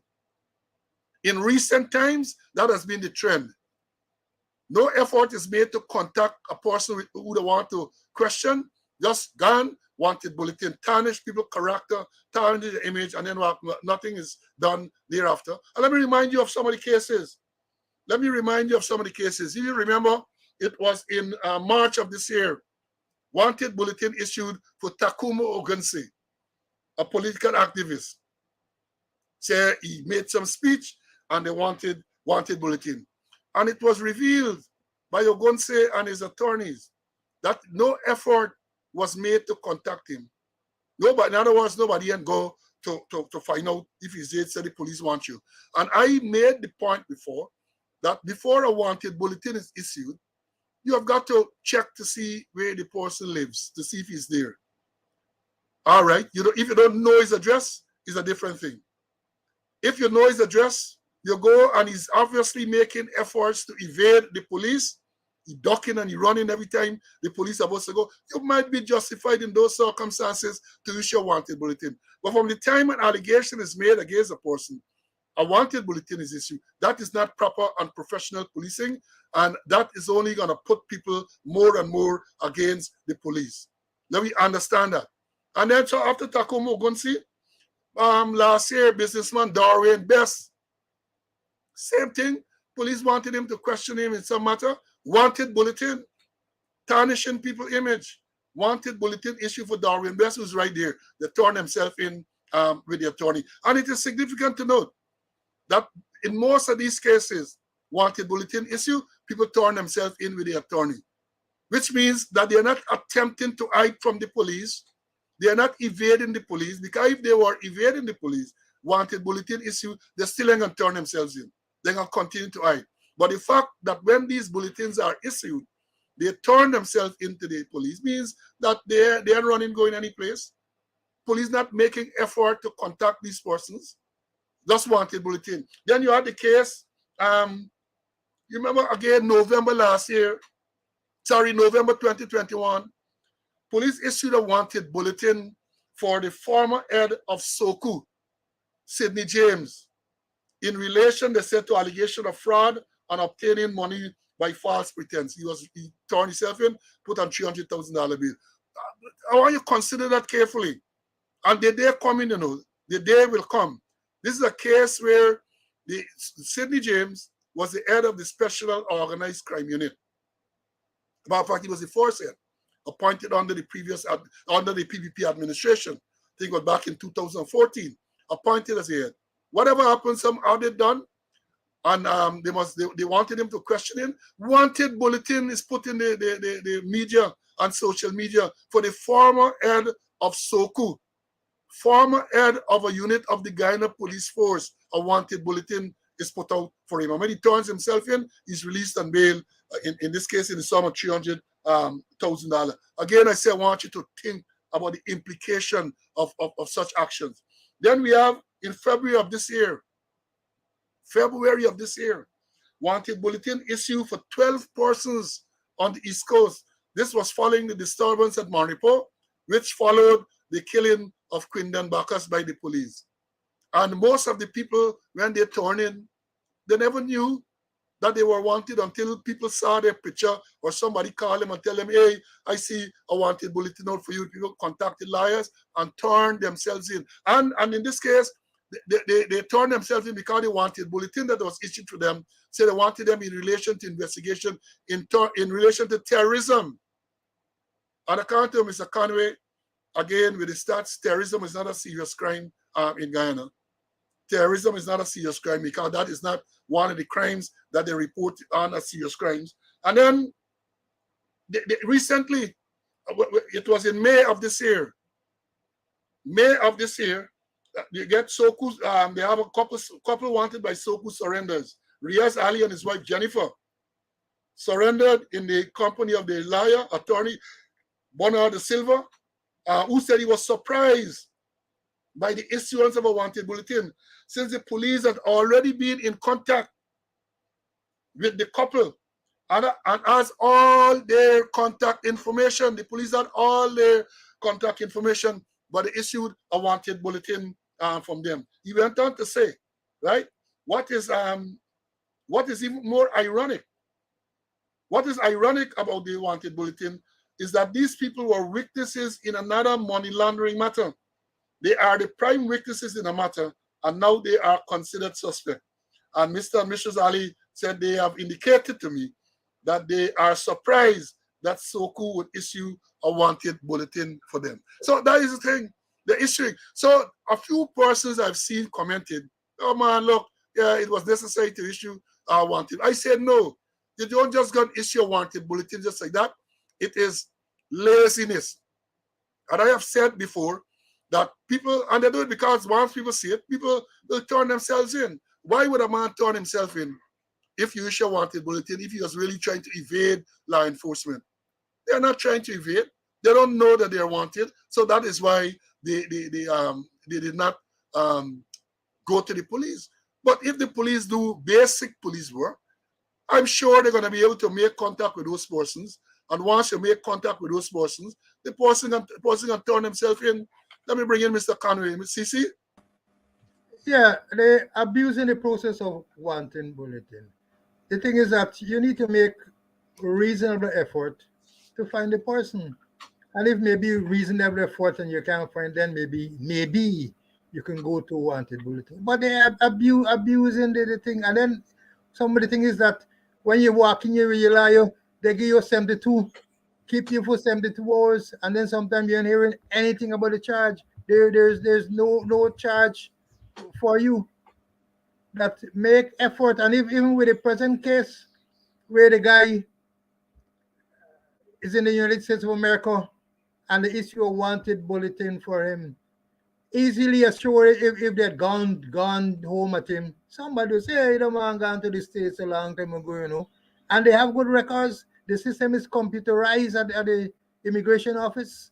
In the space of a couple of minutes, they can punch you and know whether you here or you left, unless you go to backtrack. And we are here backtrack these days, The thing is, make reasonable effort to find the person you're looking for. And more so, you get a foreign address. In this case, the no GRA give you an address of the owner of the vehicle, and yet still you're going to issue a wanted bulletin there. It's time people start, take them to court.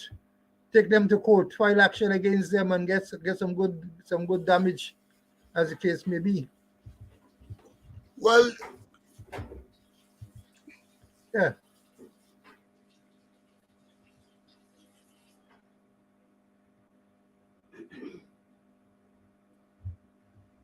Well, you can carry them to court, but in terms of getting damages, I don't know how much money you're going to get. So that's one of the issues. You're going to carry them, and I don't know how much you're going to get, whether some people decide perhaps it is not worth it. So, yeah. But moving on, CC, moving on. I noted, last week I think it was last week, Friday, there was a report of a man being shot and killed in King Street area. And then there was no real release from the police. So you had all kind of thing here happening. We heard that they robbed, the man and his accomplice robbed a cambio. Then we heard them saying that he snatched some purse from a woman. And then they say that he snatched some thing from the driver of a minister. They say all manner of things, and I don't think the police had issued any release, and it remained like that. But this morning, in the news, Stabrook News, I see an article which says that a man, Randy Smart, appeared before the Joshua Magistrate Court, where he was charged with robbery. And they say it was stated in court that on Friday, August 11th at King Street, while being in the company of another, the defendant stole from, the name is there, one Samsung cell phone valued $80,000. And then it go on to say, and this is the details, on the day in question, about 10 a.m., the man named Magru was sent by the Attorney General's chamber to a cambio on King Street to change some foreign currency. He was accompanied by a policeman attached to the presidential guard in a vehicle assigned to the office of the Attorney General. And then they go on to say, upon completing the transaction, he exited the cambio and was proceeding to the vehicle when Smart's companion approached the complainant and snatched his cellular phone, which was in his short pocket. He then ran to a waiting motorcycle, which was being ridden by Smart. Ridden by Smart. No, sorry, it was ridden by Smart. Well, I got a mistake here, and he mounted it. And the duo rode away north along King Street. The policeman accompanying Mangru, and who was armed with a service pistol, saw what transpired and gave chase on foot.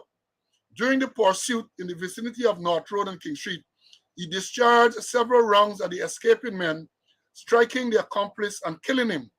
Smart lost balance and fell on the roadway and was subsequently apprehended. The dead man was identified as Abenigo Trotman, a 25-year-old. Now, let me say something here. And Mr. Conway, I'm going to ask you to comment on it as well. Because they are saying that the man is charged with robbery. And again, for the young policemen who are here, I don't know how you can say that those circumstances as described in the newspaper Stabrook News amount to a robbery. I don't know. And I am hoping that the policemen are not, there's not the evidence the policemen gave. I'm hoping that the Stabrook News misrepresented what was said, either deliberately or by mistake, more likely by mistake. Because the circumstances as outlined in that article cannot amount to a robbery. Cannot amount to a robbery. There are different types of crime. Young policemen, robbery, robbery with violence, robbery under arms, robbery with aggravation. Then you get larceny, simple larceny, larceny from the person. And I am telling you that based on what was stated there, there is a case of larceny from the person where we call pickpocket. Man run and snatch his thing and run away. It cannot be, given the facts that are outlined there, cannot be robbery. I know Mr. Conway, as an old instructor, can tell you what the elements of robbery are. CC, let me hear your view on this, man. Is that a robbery? Could never be. And maybe I hope when you say that the newspaper article misrepresented the story, because a robbery, there's no threats or violence on the person. There gotta be threats or violence on the person for them to part with their possession. There's the elements of the main elements of the charge. I always remember my good friend Attorney Law Compton Richardson used to say the elements of the crime, and robbery and then the one as reported in the paper, as you rightly identify, larceny from the person. Simple, what we call pickpocket. You snatch and you run. You didn't put the person in danger. You didn't threaten them. You didn't use violence on them. And as a result of that, they give up their property. So there's something is wrong there. And if you're going to charge people, you got to know the definitions. You got to know the elements of the charge. And if the elements is there, it can be robbery. It got to be something else. Yeah, my brother, you're so correct. But I read the thing, the thing caught my attention. The thing caught my attention. I mean, I've been out a long time, 13 years over. And but right away I said, but how can this person be charged with robbery? And I don't know if the file would have gone through the DPP. I don't know, because almost every file, almost every matter now goes to the DPP. The most trivial offenses, no commander now either don't have the knowledge or guts or balls to say proceed with such and such and such a charge. So here it is, according to them, this man got a phone in the pocket, and the deceased man passed and pulled the phone and run away, and that somehow amongst the robbery. How is that a robbery? How is that larceny from the person, as far as I know? That is larceny from the person, as Mr. Conway point out. Robbery has its own elements. I know they make the same mistake of the media or the police when they talk about burglary. Sometimes it pains me to see they're talking about a store being burglarized or a bond being burglarized. No. Burglary is committed on a dwelling house. If it is not a dwelling house, it cannot be burglary. There are other, maybe larceny from a dwelling house, break and enter and larceny depending on the circumstances, sacrilege if it's a place of worship. And these are the things these policemen have to know. And we say that when we talk about burglary, we used to use the acronym INBED. Yeah, yeah. You have to have the intent. There must be breakering. That is INBED.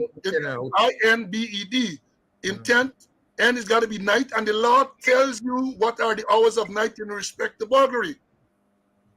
There must be you got to be breaking, entering, and all of that type of thing.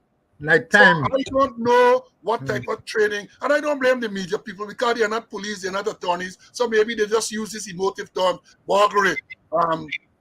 This shop was burglarized, and some other place, some band burglarized. No, burglary has to be committed on a dwelling house. On a dwelling house. That is what the law says. And again, I say, if the policemen don't know these things, when you go to write your statement, you're going to write crap.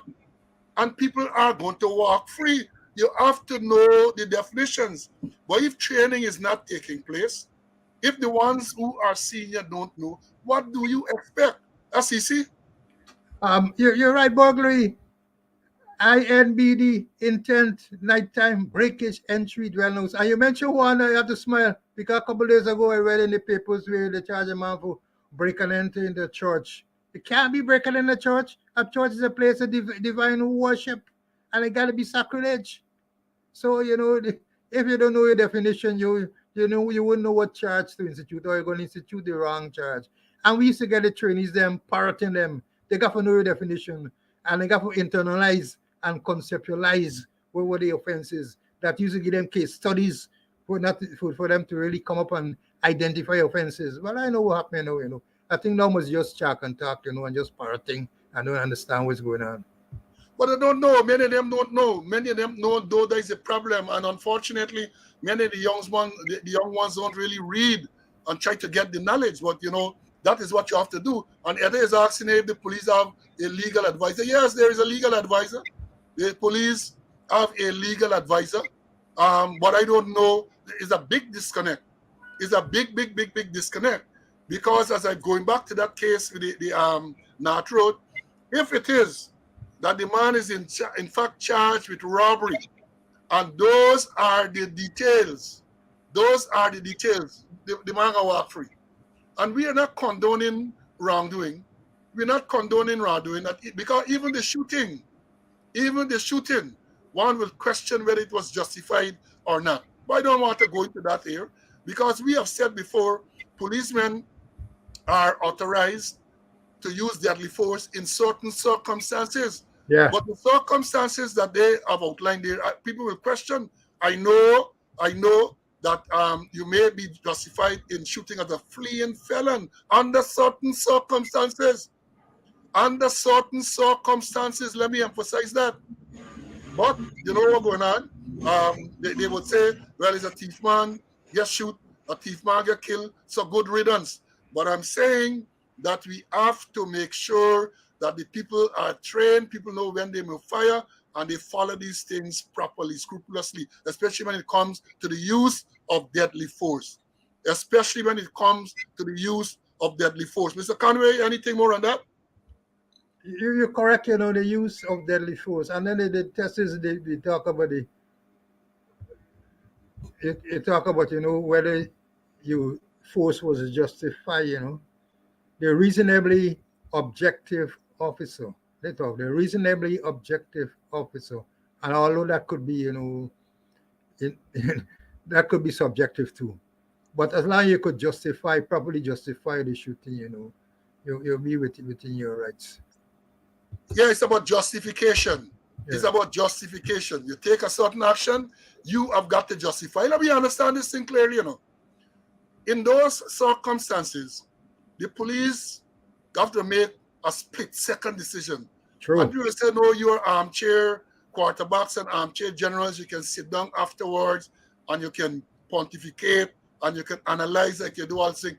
And we're saying this to tell you that is even more reason that these people have to be properly trained. Yeah. So when you're confronted with these situations, your training is what will kick in and make sure you do the correct thing. Is your training? Yeah. If you're not properly trained, then you're going to act incorrectly. And I don't know that the people are properly trained.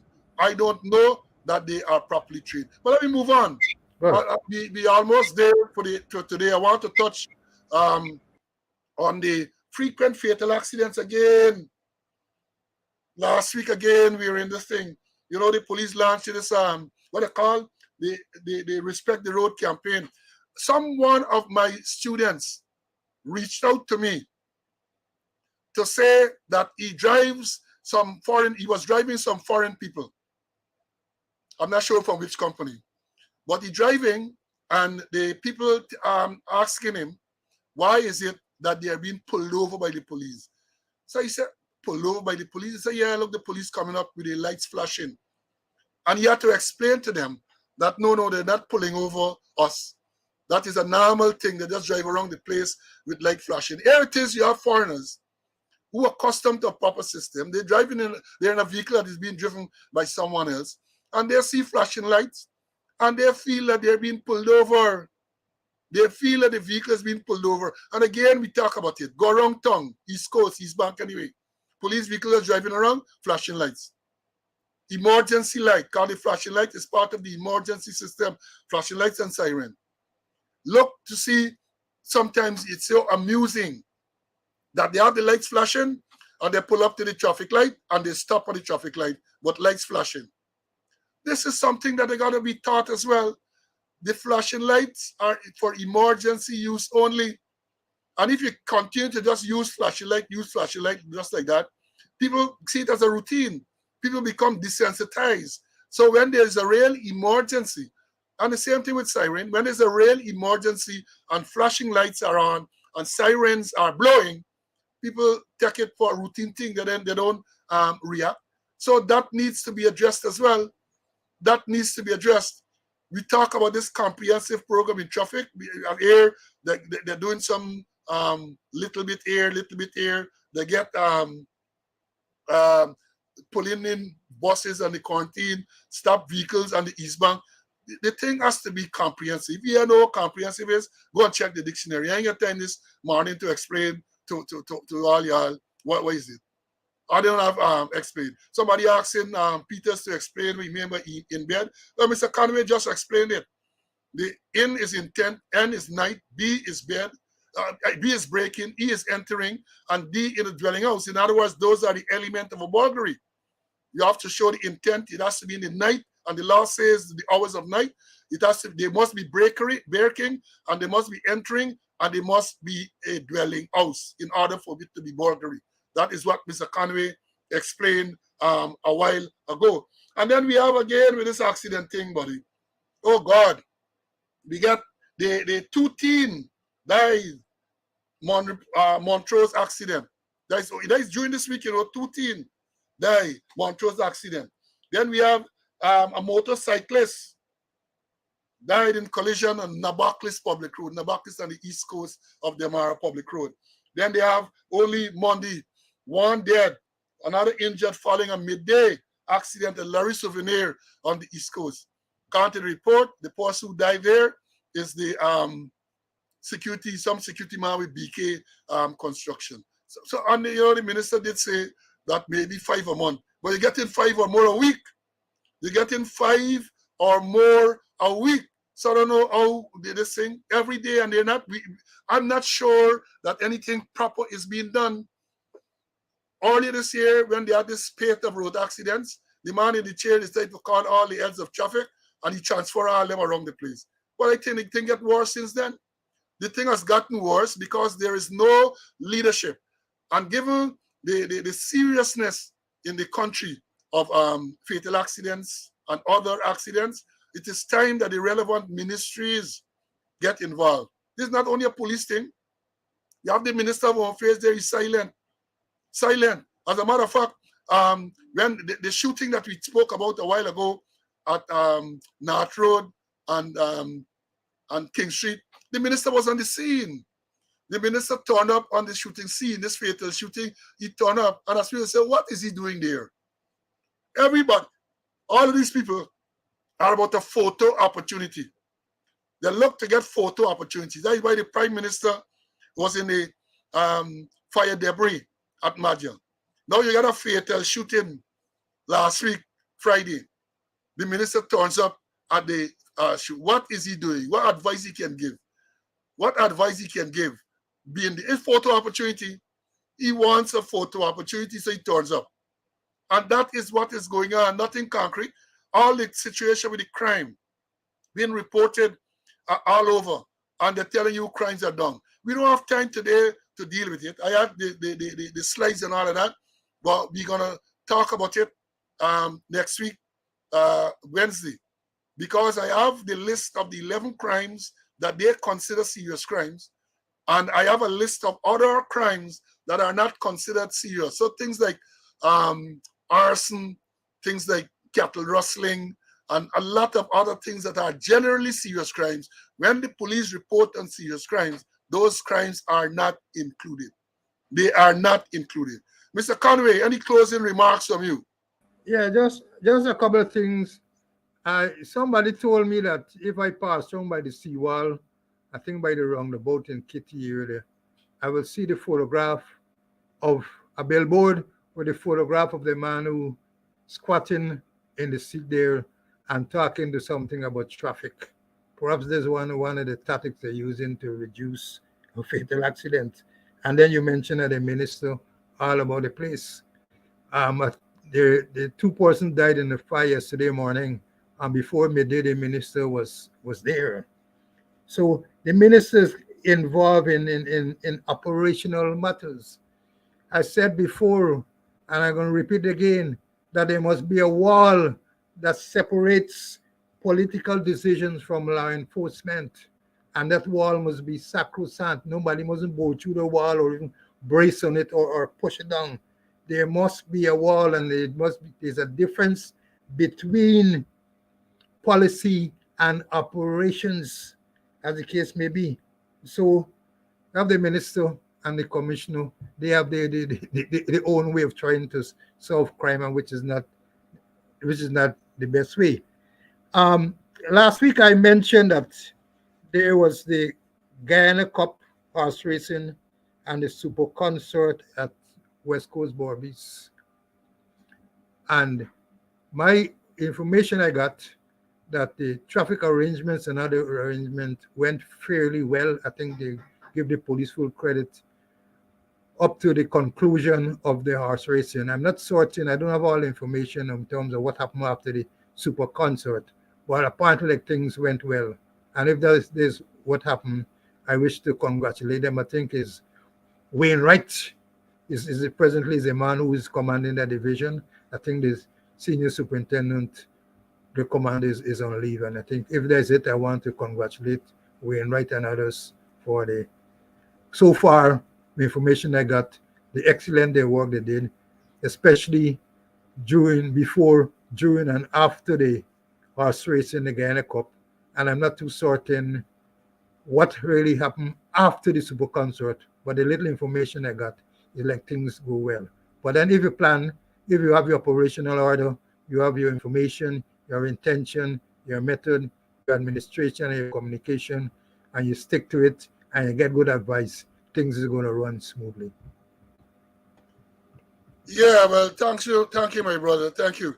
Yeah, and yeah, we spoke about it, and if you plan, and if that is so, I think it's with right. You said Wainwright, I think it's with right, Superintendent with right. If it is so, compliments and congratulations not only to the persons in that division, but the police as a whole. When they do well, we have got to compliment them when they do well, and when we see things going wrong, we have got to point it out so they can correct their mistakes.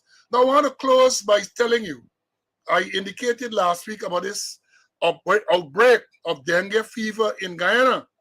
And I read yesterday where the Minister of Health, Dr. Frank Anthony, I think he admitted that they said for us he wasn't providing figures, but he admitted, and let me read what he said, that according to the Minister of Health, Frank Anthony, there is an outbreak.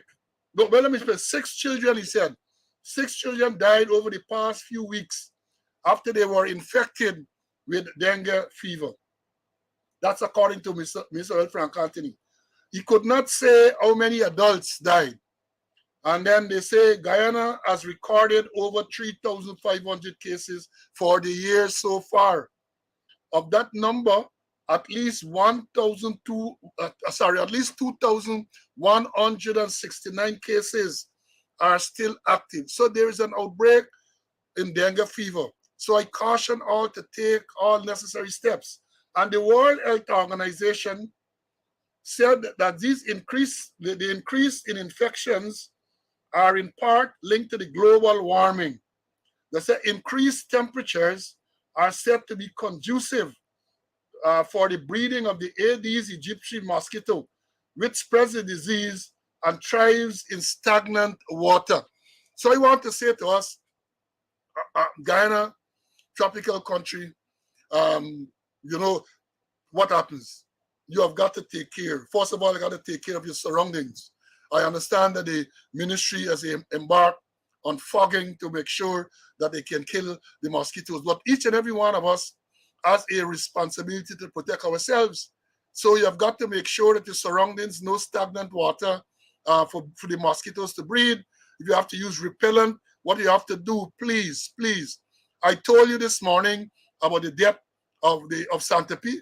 Some people were asking Santa P, man from Kingston, and it has been reported that Santa P died as a result of dengue fever. I don't know if that's confirmed, but that is what is being reported. Man in his 40s, big strong man, dengue fever, and died. So I want to leave this morning by telling us that we need to make sure that we take all measures to protect ourselves. It is not only now on the road, fatal accidents, regular basis, accident at least daily, fatal accidents, fires. 4 persons in the past couple of days died in fires. And people, this every day you have some incident. Every day you have some incident. So we have a responsibility to do everything possible to take care of ourselves and of our loved ones. There were other issues to discuss this morning, like the crime stats and all of that. We're going to leave that for another time because we're already over the 2 hour mark and we really don't want to go much over 2 hours. And as I've indicated at the start of the program, what we're going to do in some of these subjects that we discussed this morning, we're going to have short clips that are going to be posted on YouTube so that you can go in and you could look. If you want to look at the whole or the entire program, is going to be there. If you just want to look at a particular subject, we're going to try to clip it off so that you can look at it. So until next Wednesday, God spare life. Take care, and I hope to see you all then when we're going to have another episode of Speaking Out, Exposing Corruption and Incompetence. Until then, take care. Bye.